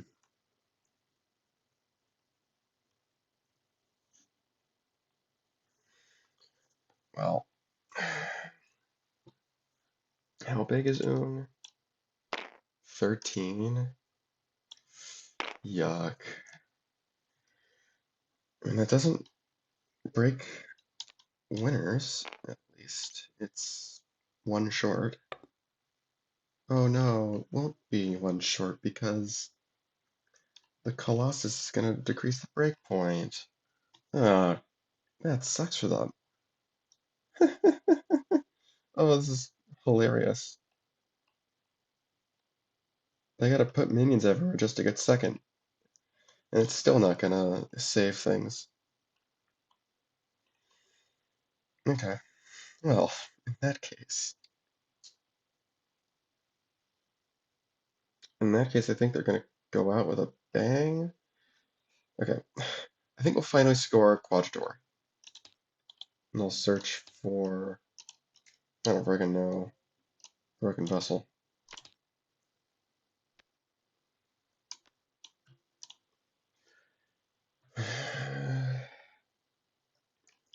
And then, where's all of this going? We can put a sibling on winners. Use grip strength to move the knight to 5-star. Yeah, I guess.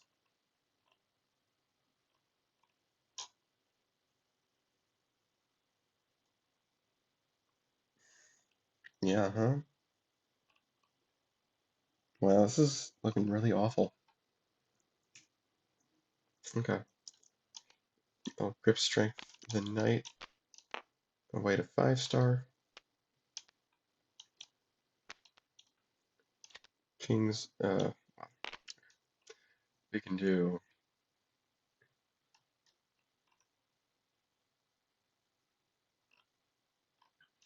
sibling here.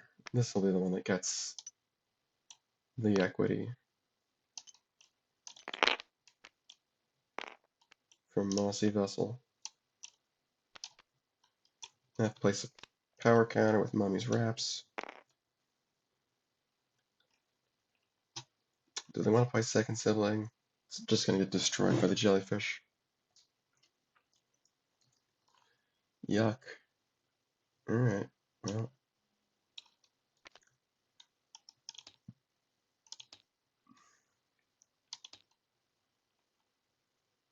Yeah, I can't get anything else to break except the jellyfish, and that only delays the issue, obviously. Alright, 5-star scoring. This guy will move away. Suppose they'll go to, what's it called? Pharos. The water warpers can follow. Do they even care if they lose the space? It'll be 7, 4, that makes 9. Yeah, they don't even care. So, well, they can leave a water warper anyway to also win that base. This is hilarious. Wow. And there's nothing these guys can do, so this is all Necro Avatar now.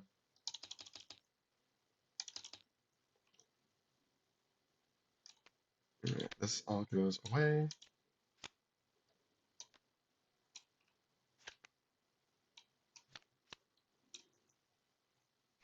Do I even need to bother with this? I should.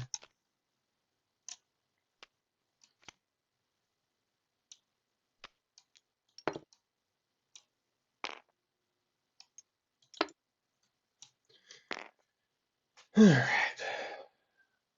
4, 4, and 3 should be. Oh, yeah. There are 2 call sign the discard pile.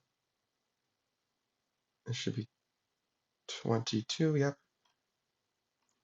This is at +6. Yep. +4, 8, 11, -2, yep. Okay, +9. This is all correct. Alright, Pharos is scoring. Nothing these guys can do. Get this. Oh, Oong is going to move away.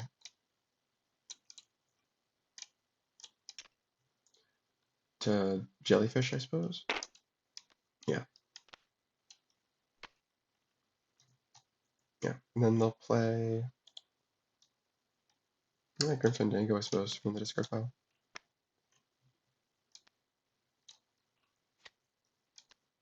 Breakpoints go down again.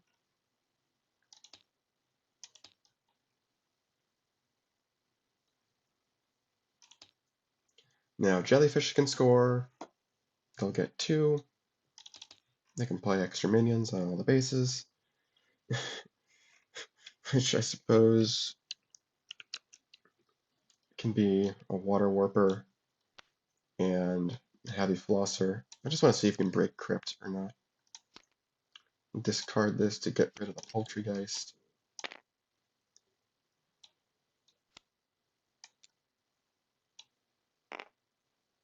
And they get a treasure for that. I'd have been really stoked if that was halitosis. Alright, jellyfish. Yeah, we did that, we did that. Okay, oh, and Oong should have moved away. Rift elevator could have decreased the breakpoint as well. I'll be over here. Yeah. It should be over here. Okay. Got the VP from that already. Alright. And then, yeah, no mummy. Oh, yeah, there should be a mummy's wraps counter from the Poultrygeist. Oh, and from the what's it called from earlier? The King Tut from earlier. So actually, Oong's bigger than I thought he should be. Oh, wait a minute. We couldn't have moved Oong up to Pharaohs because Pharaohs entered play that turn. Okay, so we should maybe just use Wind Technique to do that. They had that in their hand. Let's say they used Wind Technique earlier, because obviously this still wins.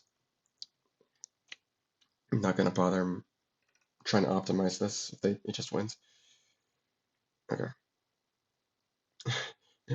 It does get close. Yeah, that's really funny. All right, 1, 2, 3, 4, 1, 2, 3. That's game. So I'm not gonna bother doing any more.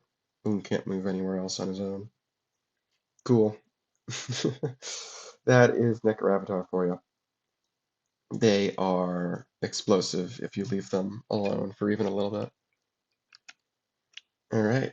Well, we'll have to play game 3. We'll see what happens there. All right, it's time for game number 3. We're using our high-risk base deck. The player orders have been swapped again because Necroavatar won the last game. Let's get right in. For this base, the Outer Shores, when it scores, we're using other factions from the tournament. Ordinarily, you'd use vanilla factions, but I thought this would be a bit cooler for a custom tournament to use the other custom decks for it. And we've got the Iconoclasts base that plays a Colossus. At least this isn't like the other game where open excavation led into the temple. That was a fun game. It's quick though. Alright, which Colossus is that? It's Hyla. Interesting. Okay. Well, I wish that we had more minions. Because we could have one turn broken that. Oh well. I think we can still put Wayfarer on the temple. Give him either the deal or the temple, I think. We can put the deal somewhere else. Put the deal in Outer Shores. Or maybe give him Howling Wraiths. Yeah, that might be nice MVP. Yeah. Alright. What are these guys doing? They got Dead Jive? Yeah, they're gonna start with Dead Jive. I think we can get rid of both of those. Place some undead monsters. Probably gonna put at least one in Hyla to stop these guys from breaking it so easy. Nope. Nope. Nope. There we go. Night of the Living Dead. Yeah, we'll put that there. And then we'll do... Nope. Nope. Yep. Put this one on Outer Shores. Okay. Okay. And then I think we'll do Heavy Flosser? No, we can save that. We'll just put the Hip Hopper somewhere. After you play a minion here, you may move another player's minion with less power to here. Okay. Well, I guess our stuff isn't really safe unless we hit Popper and put him in monster mode. Sure, seems good to me. Alright, this will move. We'll just put it here. Yeah, this is unfortunate. And now his breakpoint's 14. It's not a very efficient break unless we can get rid of it somehow.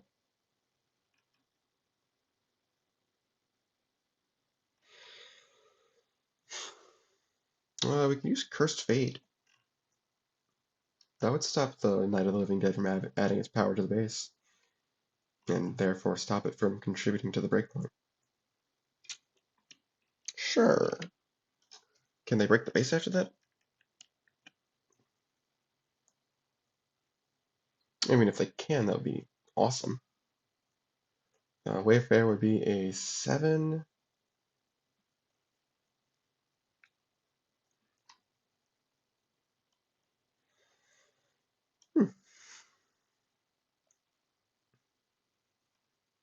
Yeah, I don't normally get a use for Cursed Fate, so I'm glad. So this takes its power off. We play Ogre normally. Yeah, we can just play it, put it here. And we don't even need to use the Temple's ability to move stuff over. These guys get moved over, and Wayfarer now has +4.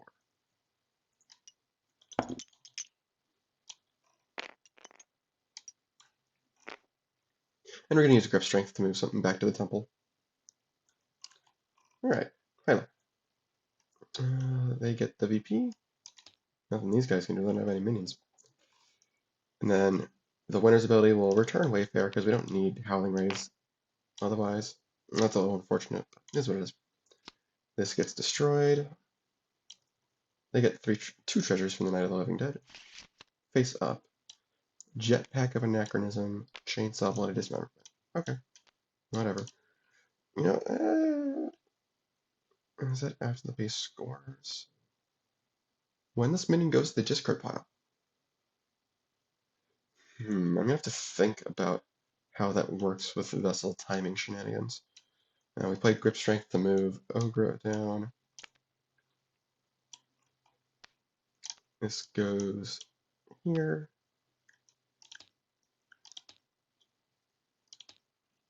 And we score the Temple next. This is what happens with the Temple 90% of the time, is that the Colossus scores first, and this is just a cheap 3-point base. I think it gets soloed quite a bit as well. Yeah, that's unfortunate for the Hip Hopper, but any of the other places it could have gone, it wouldn't have been very good. Okay. Ooh, Benji McBenchface. That's a fun base. Okay. What are these guys doing? They could put Gravedigger on Outer Shores.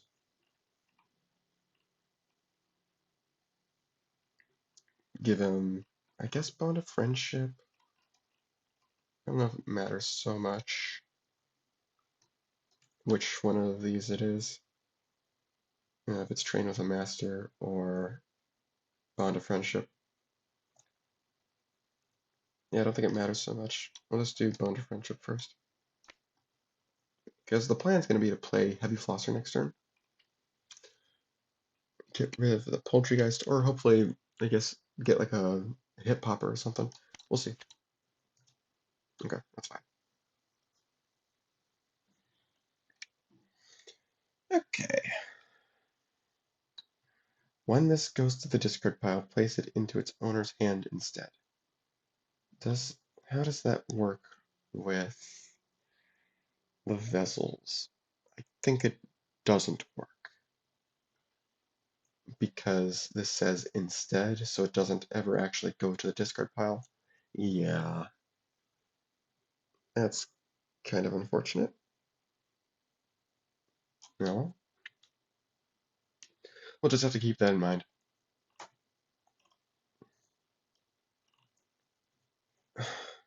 Could we use a Mono Watto to farm Shadow Servant?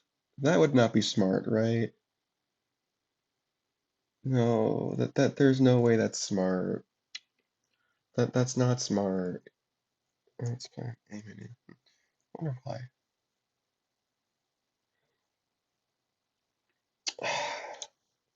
It would be so funny to use a Mono Awato to farm Shadow Servant for Colossi and energy, but like that would also be really stupid, I think. It would take a pretty long time to actually materialize anything.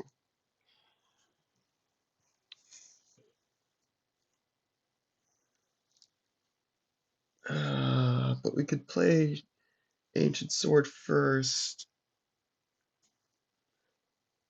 Oh, this is kind of funny potentially.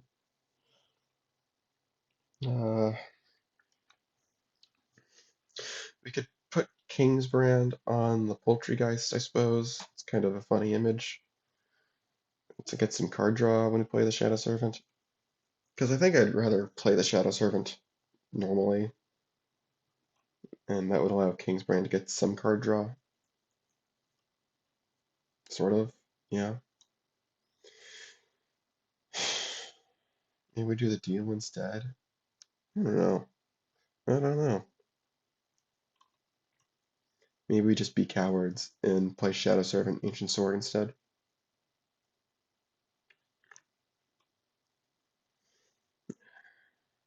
Hmm. Hmm. Tough choices. They're off to an early lead, but you can never drop your guard against this team because as we saw in game one, even when they were down by like 10 points, they still managed to bring it back. And even though they lost the game eventually, like they very nearly did win it. So these guys be very careful.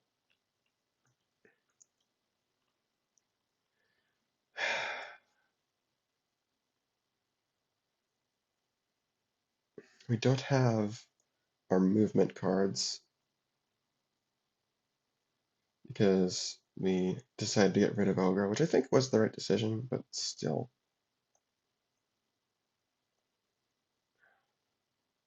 Oh, oh, that's funny. Ogre's the horse. Ogre's not the rider. Ogre's the horse. The rider's Wayfair. Oh, it's really funny. I never noticed that. I had noticed that the rider had the same dress as Wayfair, same clothing, but I never made the connection that Ogre was the horse until now. That's really funny. Anyway, that aside, yeah, I don't know what we're doing. On one hand, we want to get some card draw going with the Kingsbrand, but we're not in a state to start snowballing it and keep it out in perpetuity. Uh, I think we start with this. Yeah. What do we got? Chikaran. Oh, no, not that. Or Baltar.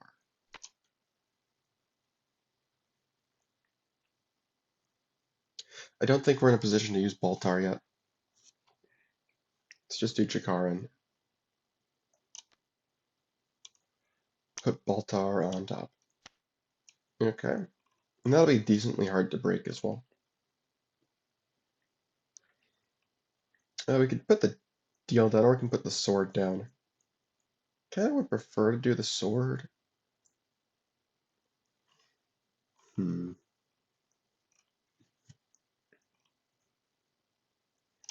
Let's do the sword. Let's see. Next turn we can drop Wayfair there. And that would be a 5 on its own. Out of 7. We'll figure something out. Ooh, that's good. That's good to see. Maybe we can get Benchy solo or something. We'll see. Okay. What are these guys doing? Can they break Outer Shores? No, I don't think so, right? Can they break Jakara? No, I don't think so. Seems quite difficult. If they can just break Outer Shores, that'd be nice. Let's see. Heavy Flossers 13. No, they can't quite do that. Okay, so maybe they just do the Fire Flexor as some insurance. Yeah, you can do Training the Master as well. I guess stacking the modifiers is not a terrible idea. Sure. Do this. Use Bond of Friendship. Yeah, did jive. Could do that. I think I'd rather get our snowball going. Especially since we have Wind Technique in our hand. The plan here is going to be we can use Wind Technique on this guy, and then hopefully we can Fire Flex or something and still win. Especially with a small minion, there's actually not a bad chance. In the worst case scenario, we can use it on the Poultrygeist. or the Shadow Servant at least. Yeah, we'll see what happens. And if we end up just winning the base, then we just end up winning the base, you know? Nothing wrong with that. Okay. These guys. What's the winner's ability on Hyla? Nothing useful. Hum, hum, hum, hum.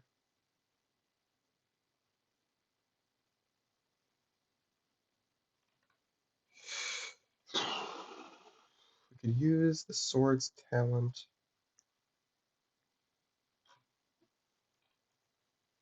Wayfair on Chikaran would be a 5 out of 7. I did this math earlier. It would not be smart to just put him there.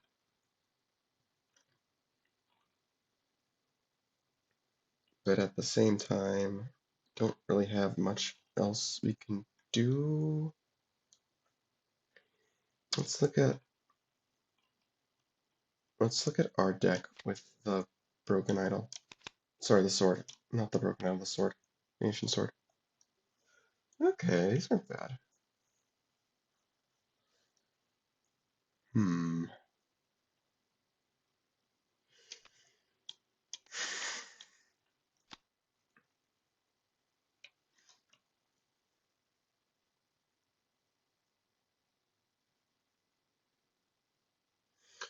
Kind of want to stop Outer Shores from breaking if we can help it, but I don't think we can help it.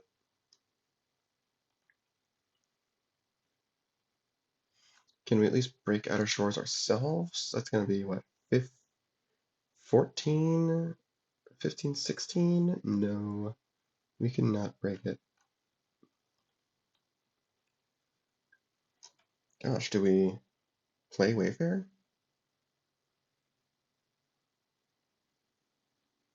I mean, at that point, we would at least have a sibling out that we could use. And then if Outer Shores breaks, we can play the sibling with Shadow Servant go into the discard. And then we have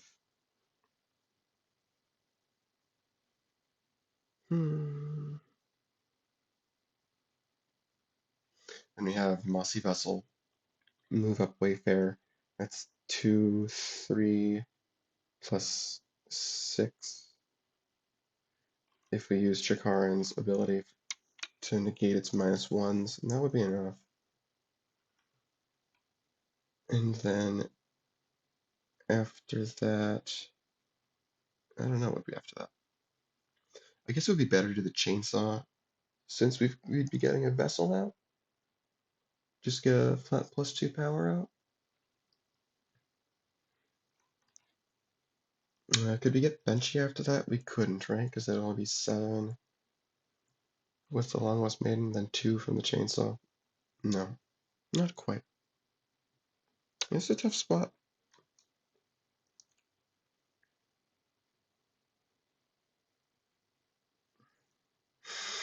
We could just jetpack the Shadow Servant, so we at least have a Shadow Servant.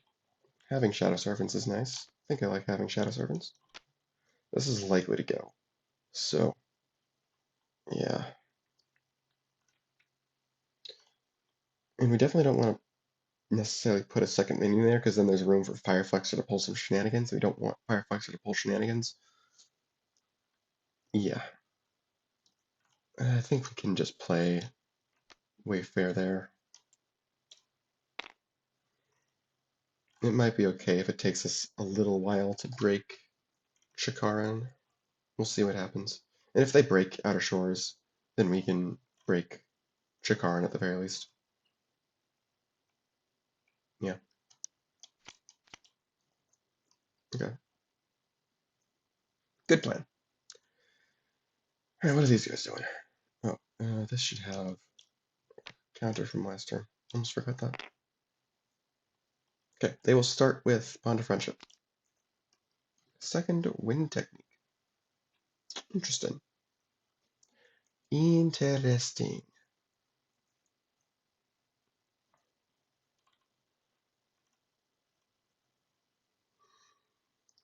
Hmm. They could play Heavy Flosser for 13, 15, or 13 out of however much this is. Well, I guess they can move it with Digger before the base scores anyway. Yeah, so it'd be 13, 15 out of 19, and they need 4 more. They're not getting that.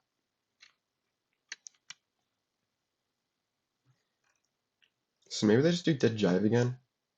Try to stall Chikaran slightly. Obviously, monsters there have -1 too, but that makes the ability on Chikaran a bit less effective. Sure, let's start with Dead Jive again. Grim Fandango and Later Rest. They're just gonna drop both those, I guess. Yeah, nothing wrong with that. It's perfectly fine. I could put second Fire Flexor over on Chikaran. Force them to break with 2 minions, and even then they might lose the base. Yeah, kind of like that plan. Am I okay with that plan?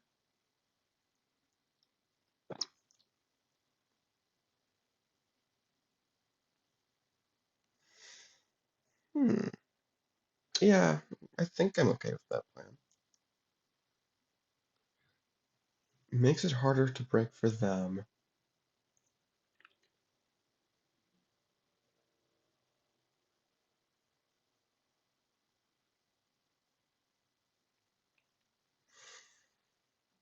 Hmm.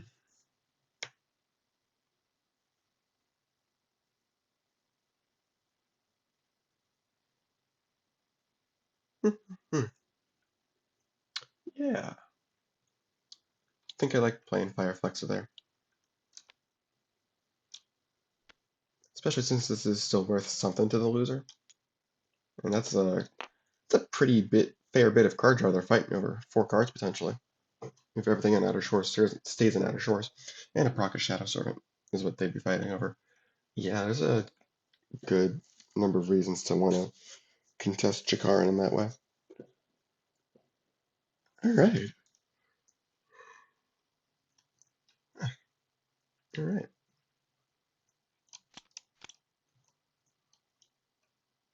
Yeah. Oh, don't forget Train of the Master as well.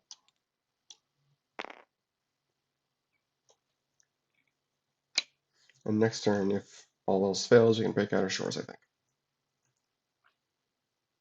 Yeah.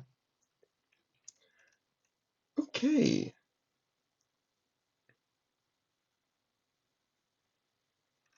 Can they take care of Chikaran without the Fire Flexor getting mad? That would be hard. I think they can. They can't do it this turn. They'd have to risk a sibling, I think.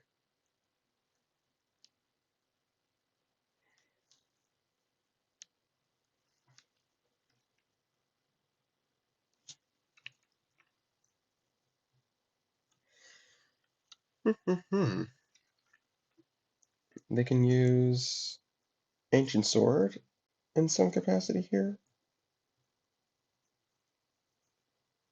I'd rather use Long Lost Maiden to double score something.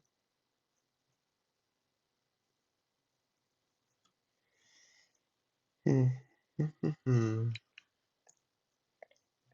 Let's say we use the sword to break Benchy or something.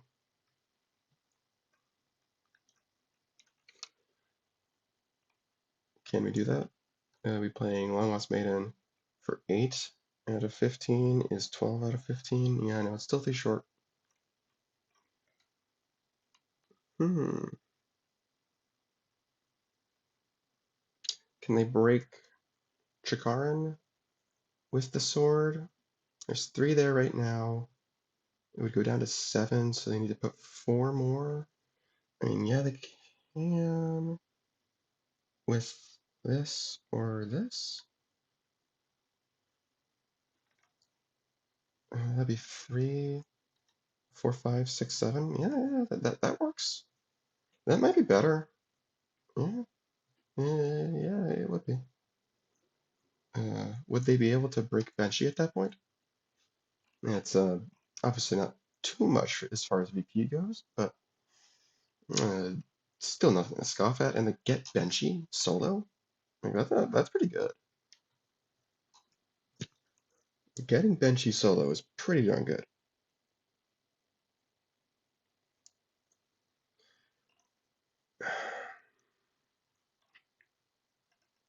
How much would that be? Breakpoint would be down to 16. So Long Lost Maiden would be 11 out of 16. Then we'd need Shadow Servant to pull something that's worth. Uh, oh, Wayfarer would get a power as well. That's 5, 10, 12 out of 16. Okay, so Shadow Servant could pull a 4. Hornet. Oh no, we don't want to forget about Mossy Vessel moving away the chainsaw as well. So we'd actually need it too. That's convenient. That's very convenient. That means we could play a sibling off the first base and then use a second Shadow Servant to play another minion? What would that be?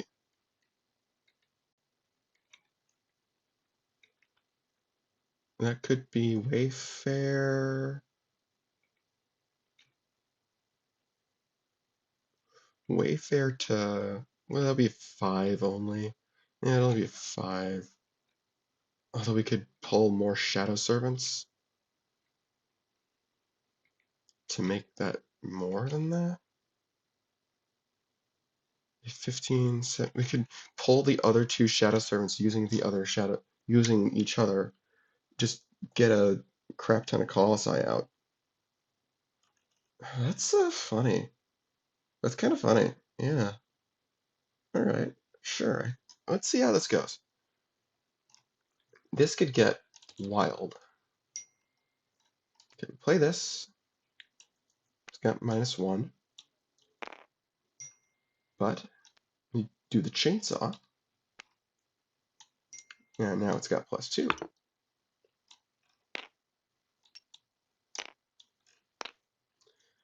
It sucks to play this as a blank 3, but like, oh well. I think it's the best thing to do here. Okay. Chikaran breaks. Fireflexer can't actually do anything.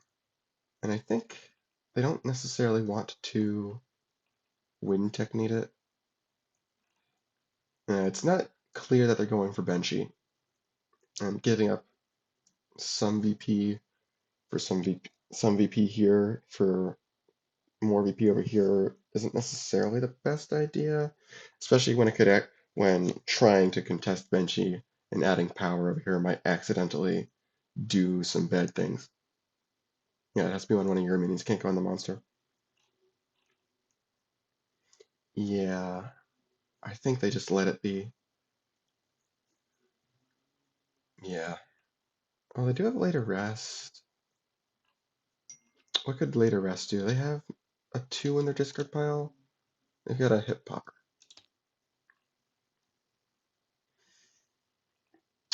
Can they use that to their advantage? Later rest brings that down to 17, 12 out of 17. That just kind of seems not smart if they go for that.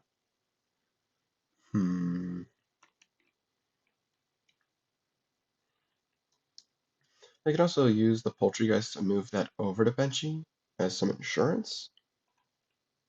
All this seems kind of risky though. I think they can play slow and just bide their time, especially since these bases are all not very valuable. Picking up a couple of chip VP here and there will serve them well, hopefully. And they can just get all their VP at once like they normally do.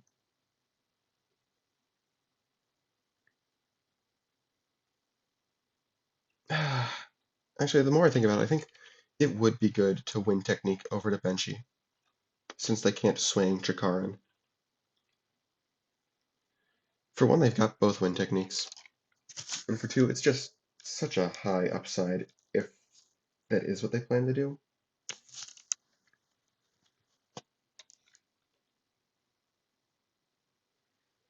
Yeah, I think it's worth doing. Even though it gives up a VP in Chikaran, it could net them 2 VP in total from getting second on Benchy. Yeah, alright, I like that. Alright, Chikaran scores. They get their 2. Choose base, draw a card for each minion there. They'll choose Outer Shores. There's 1, 2, 3, 4 minions there. Well, they drew the Shadow Servants. Okay, well that makes this interesting. Well, okay, Shadow Servant 1 is definitely going to do something. The question of how do they approach Benchy now is relevant. Well, they probably should approach Benchy. It's just a matter of how. Wayfarer is going to have this. We'll take care of the breakpoints now as well.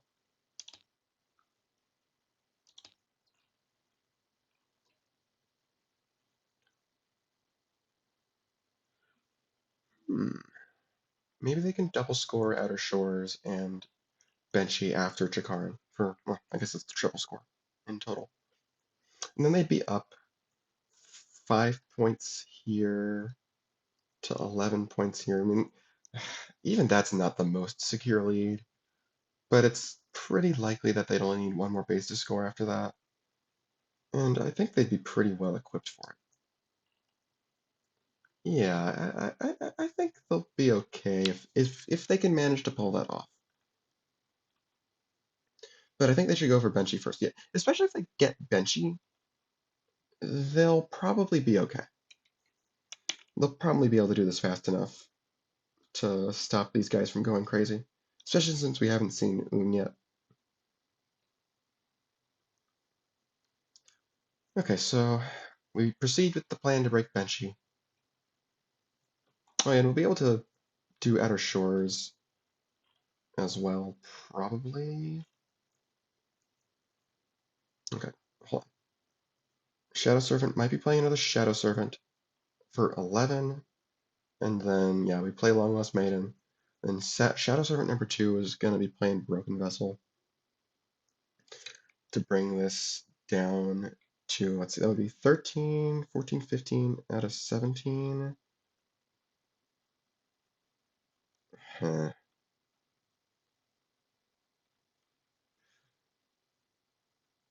We could do Outer Shores first, I guess. Yeah, and then there'd be no minion for the Rave Digger to move away.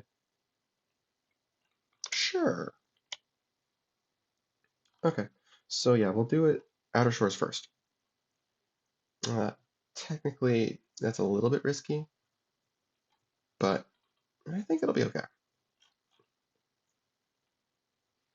Okay, so Shadow Servant's going to play a Shadow Servant. Look at the top 2 Colossi, Baltar and Avello.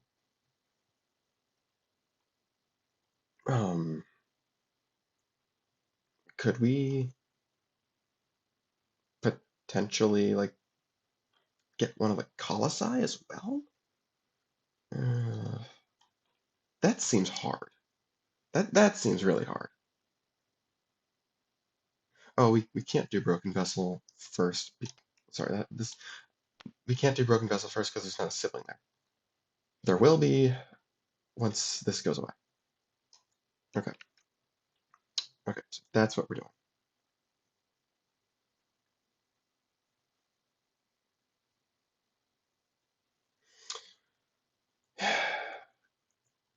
Is there still a way to break Outer Shores as well? We're playing Long Lost Maiden on Benchy.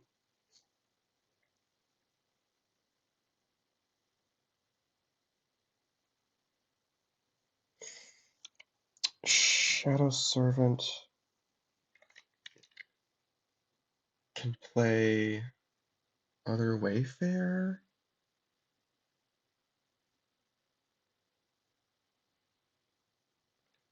We can play Long Lost Maiden on Outer Shores instead.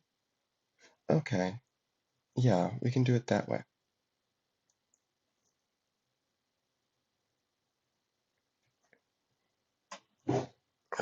Right, can we? I'm not sure we can because it's a blank 5 on Outer Shores. Because the -2 from Colossi is going to cancel out the +2 from the Poultrygeist. Uh,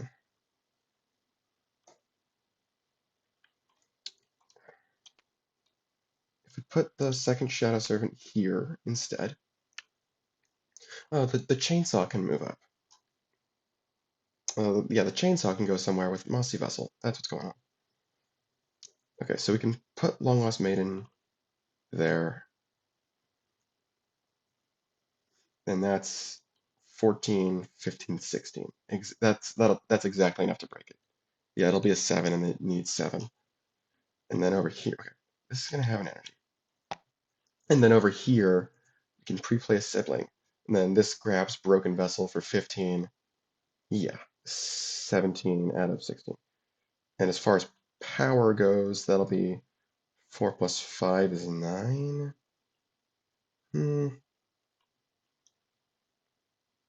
So Fireflex is going to be kicking the butt. Not, well, unless they put another Shadow Servant down. Yeah, I think let's do that. Okay, obviously I don't want to put down Baltar. They want to put down a Velo. Okay. Chikaran's going to go away.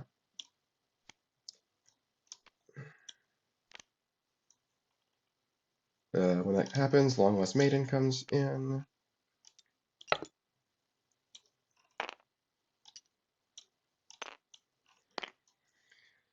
Benchy McBenchface scores.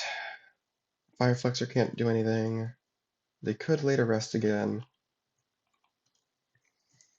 I think they're confident that they can still win Outer Shores with the Fireflexer, though. So I think they're going to hold off on that.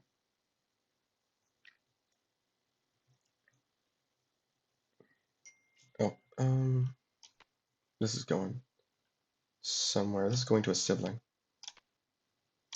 Yeah, this is going to a sibling. Yeah.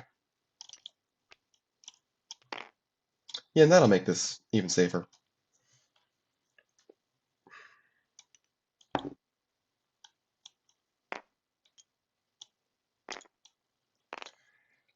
Yeah. I think... Does it make sense for them to not later rest that minion? Maybe they do want to later rest it. Get some more power there while they still can. Yeah. Yeah. Okay. They'll later rest the Poultrygeist. They're just going to move it with Gravedigger, though. They're not going to destroy it. They do still get the minion, though. And that'll turn into a Hip Popper.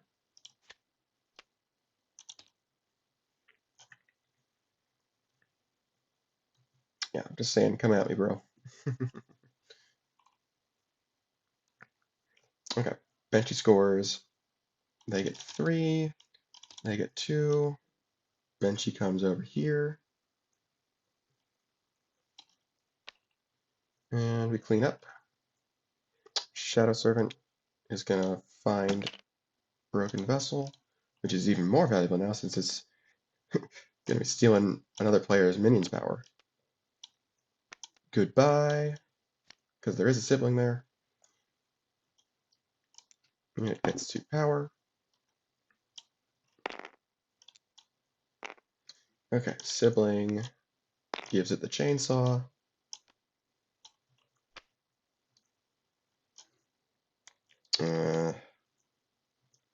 Oh Yeah, that actually is all they need to stop it from swinging things. Because even if they kick off one of the Shadow Servants, it's going to be 9. Yeah, cool. Okay, these go away. This is perfect. Flying Tavern. Hoo boy. Oh, that's a way to shake things up. It doesn't affect this unless they second wind technique. Does that work? Hold on. I gotta think this through. The situation is we're using wind technique to move somebody over to Flying Tavern. I'm wondering if that allows Flying Tavern to continue scoring.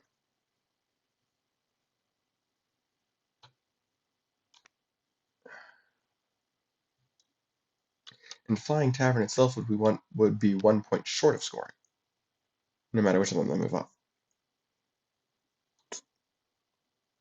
Does that work?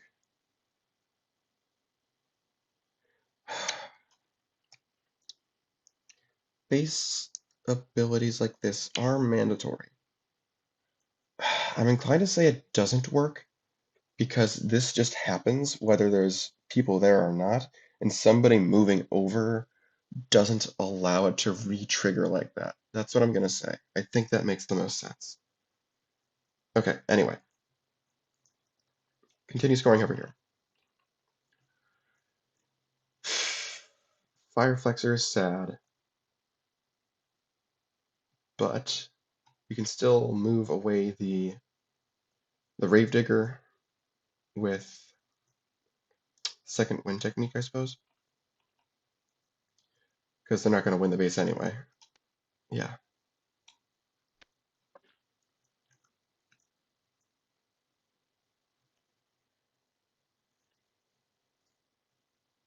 Oh, is that? No, it's not quite enough.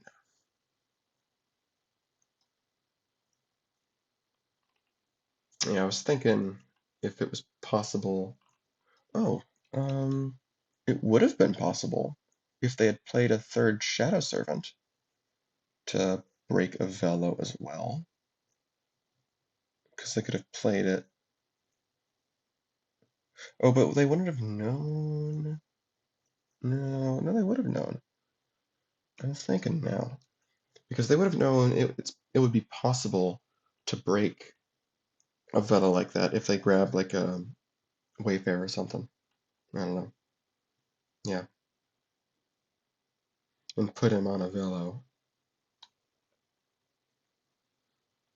Put a Velo on Wayfarer. Huh. Intriguing.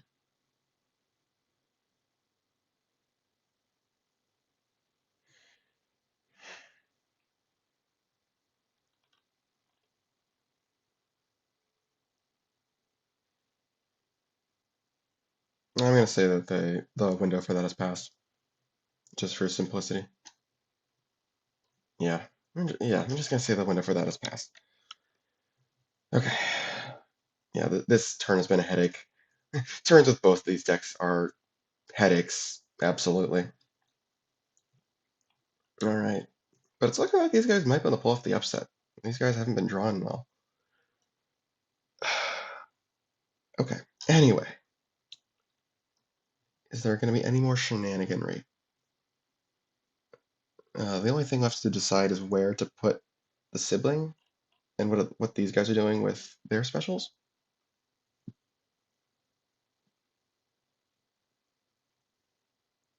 Hmm. Yeah, they're gonna win technique somebody. They're gonna win technique away this guy.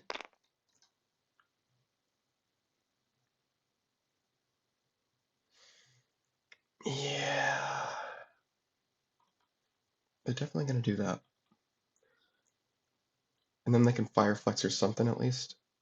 It doesn't matter. This is, yeah, when it goes to the discard pile. I'll just get rid of this one anyway.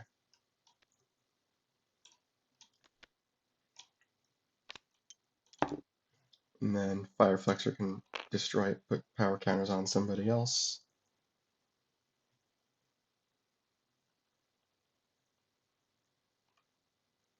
And to another minion. I mean, they could just transfer him to the Poultrygeist, I suppose. That seems unwise. That seems quite unwise. Yeah, we're not going to do that. Yeah, we'll just put a sibling down in a mono. And it's going to be 11 to 5.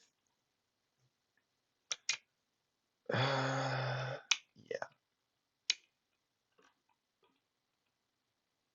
it's going to be 11 to 5. There's plenty of things we can do to close the game out. We do have to be aware of Flying Tavern, though.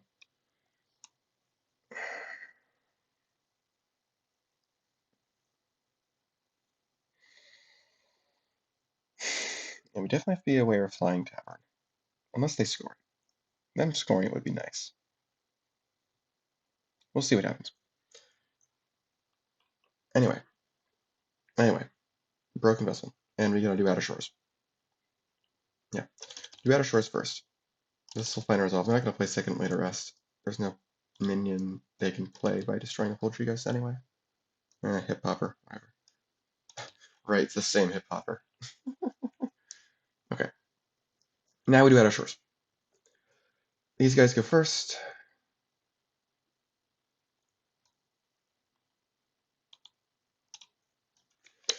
Whose actions do they want? They probably just want something that gives them quick power. What do the chess actions do again?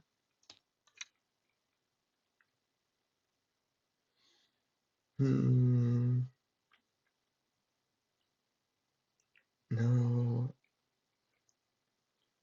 Power 2 or less.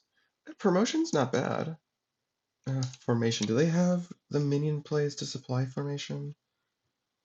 They'd definitely be getting at least one of those. Yeah, they have 2 Shadow Servants. Huh.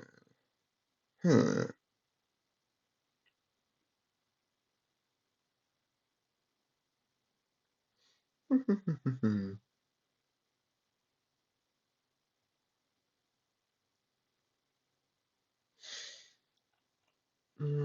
Chess is an option.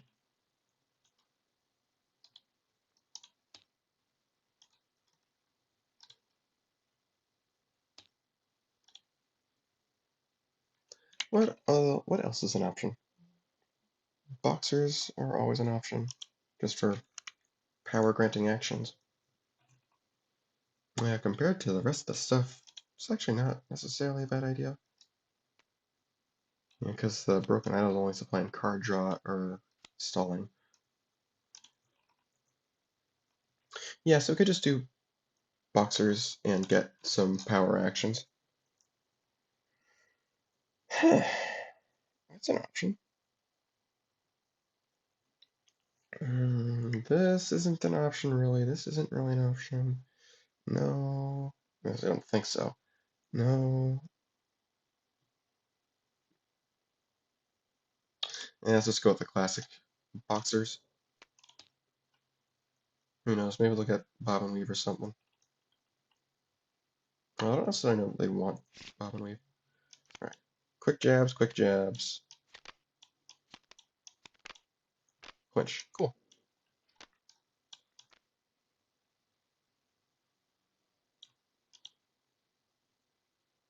Okay. Then these guys get to choose something as well. What do they want? They want more phase 3 manipulation. They would have liked to take Boxers as well, I think. Because of Bob and Weave. Film War, maybe? Try and fish for Fatal Attraction? Maybe? What else has before scoring manipulation? No, not in the actions. No, no, yeah, no, no, no, no, no, no, no, no, no, no, technically, but yeah, no, definitely not. No, yeah, they don't really, there's not really anything else that helps them do what they want to do, except for maybe film noir. I'll do film noir.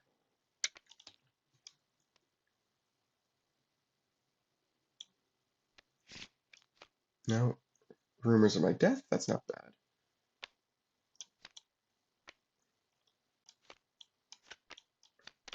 And single indemnity. Okay, yeah, that's not bad. Gives them other ways to destroy monsters at least. Yeah, okay, sure. Sure, they'll take that. And then they're gonna play the sibling on a Mono Iwato, and then Broken Vessel will transfer its equity over.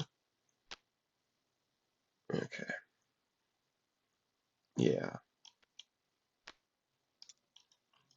Yeah, they want to kind of protect the sibling from the base scoring.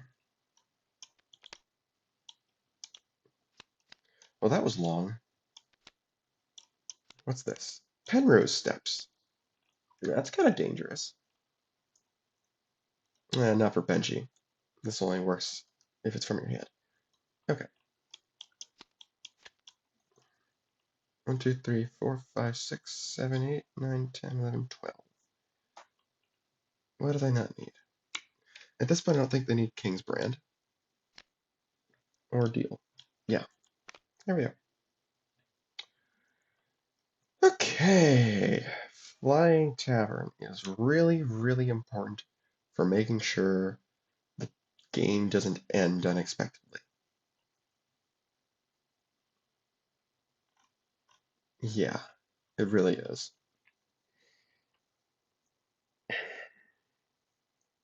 So what are they doing? They don't have two minions there. I think they just need more stuff.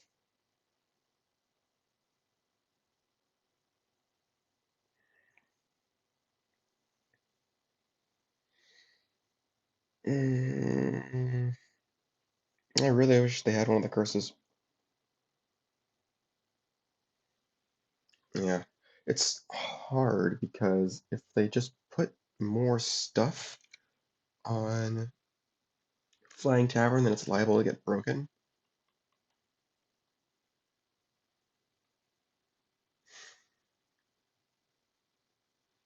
Yeah, yeah,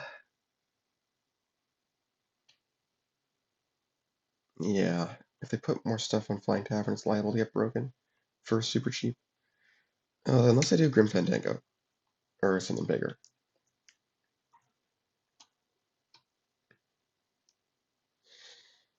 Yeah, they can do Heavy Flosser or something. Sure. And that helps, actually. That helps a lot. Let's see what this is. Bloodbending. I have a feeling we're not gonna be able to see that. But I think we still want. It's tough because we still want to get through our deck and find Oong or something. Something that'll help us come back from this. But by the same token, if we do that, we have to play the Hip Popper, and it has to go there, which doesn't help us maintain the lead in Flying Tavern. So I think you just return it, and we play the Water Warper. Now there's no getting around Flying Tavern. Yeah.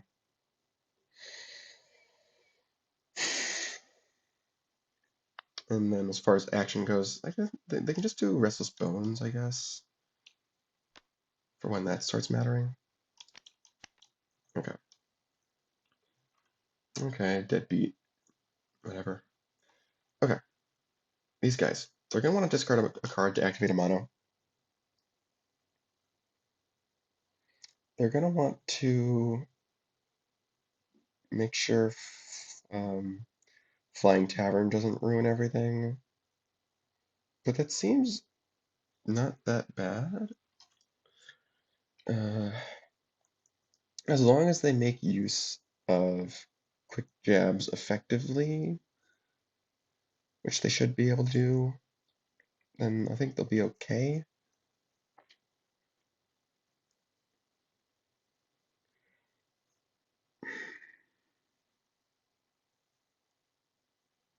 Let's think here.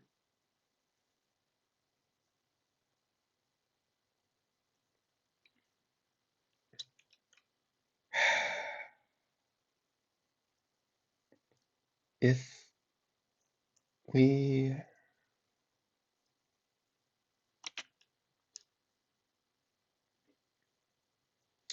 What do I want to do? I think we just have to go for Flying Tavern.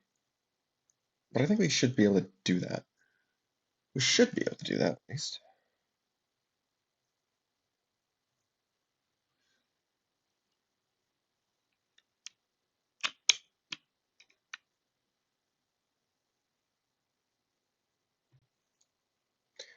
There is a 3 there, so we could potentially use Broken Vessel to muck things up.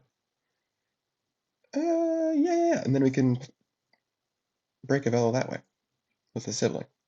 Okay, good plan. The question is, can we get the required amount of power on Flying Tavern?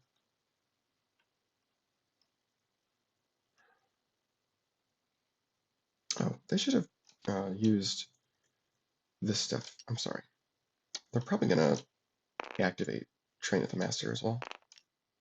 Just make this even harder.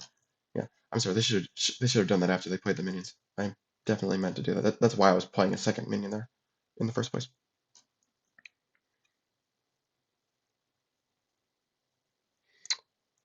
Another thing they could potentially do is just put something there for presence and then break something else that's worth at least 2, potentially like a mono or a velo. I mean, I guess a velo. It would be hard for a velo to help in that regard. Well, let's see. Can they overcome the 14? They might just be able to. Let's see. Play Ogre as their normal minions so that the 2 of them can move. The 2 of these guys can move over from a mono. And that would be 7. Then we use Benchy to play Broken Vessel. That's 10, 13 to 11. Yeah, then we have quick jabs and whatever else we want. Sure. Sounds like a good idea to me. Okay, so we discard a card with a mono. It'll be clinch.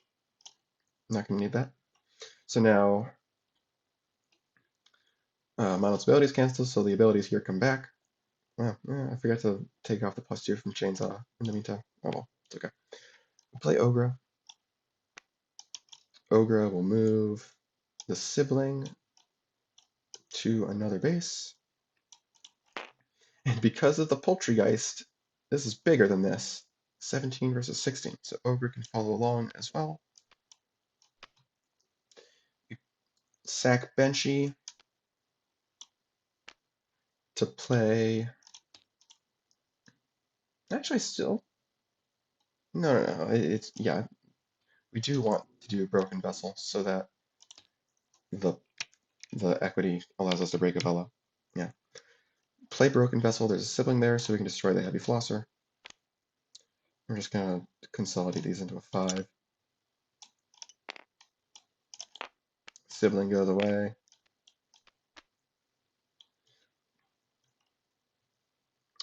Yeah, all the power in the game is on Flying Tavern. So we do quick jabs, and we have an extra action. I'm going to put this in Ogre, since the idea is that Broken Vessel is going to be leading play. And we got a second action, which I guess we'll just do like Shakaran, draw 4, and the base still breaks. Sure. Alright. No. This goes away, and we use its winner's ability to draw 1, 2, 3, 4.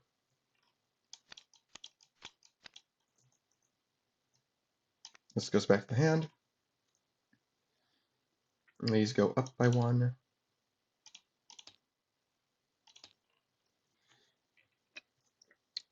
And we score the base. Yeah.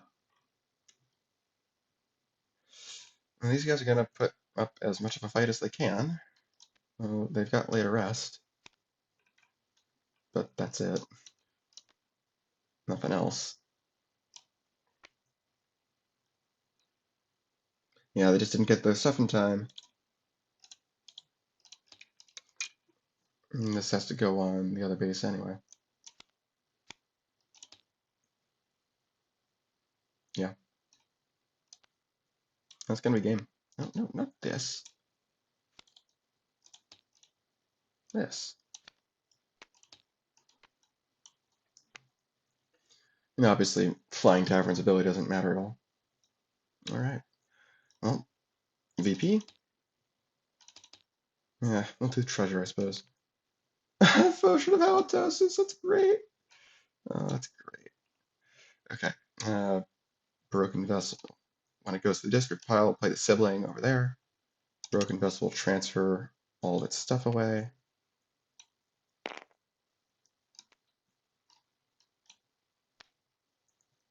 And this stuff gets cleaned up.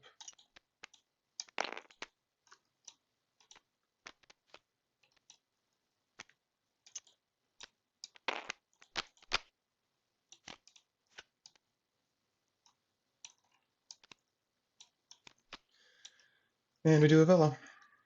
There's 7 power there out of 5. Boop. That's it. I'll move this down, I guess, for fun. That's game, and that's the set. This was an upset. Yeah. The 9 seed beat the 3 seed. Yeah. Uh, as high as the ceiling on this deck is, they are kind of dependent on seeing Oong. And as we can see, that was buried pretty deep in the deck. They just never got the chance to do a huge turn like they were able to the first couple of games. It is what it is. I think I had these guys winning the whole thing too. I might not be first in the predictions anymore. We'll see. Well, that's this set. Thanks for watching, and I'll see you next time.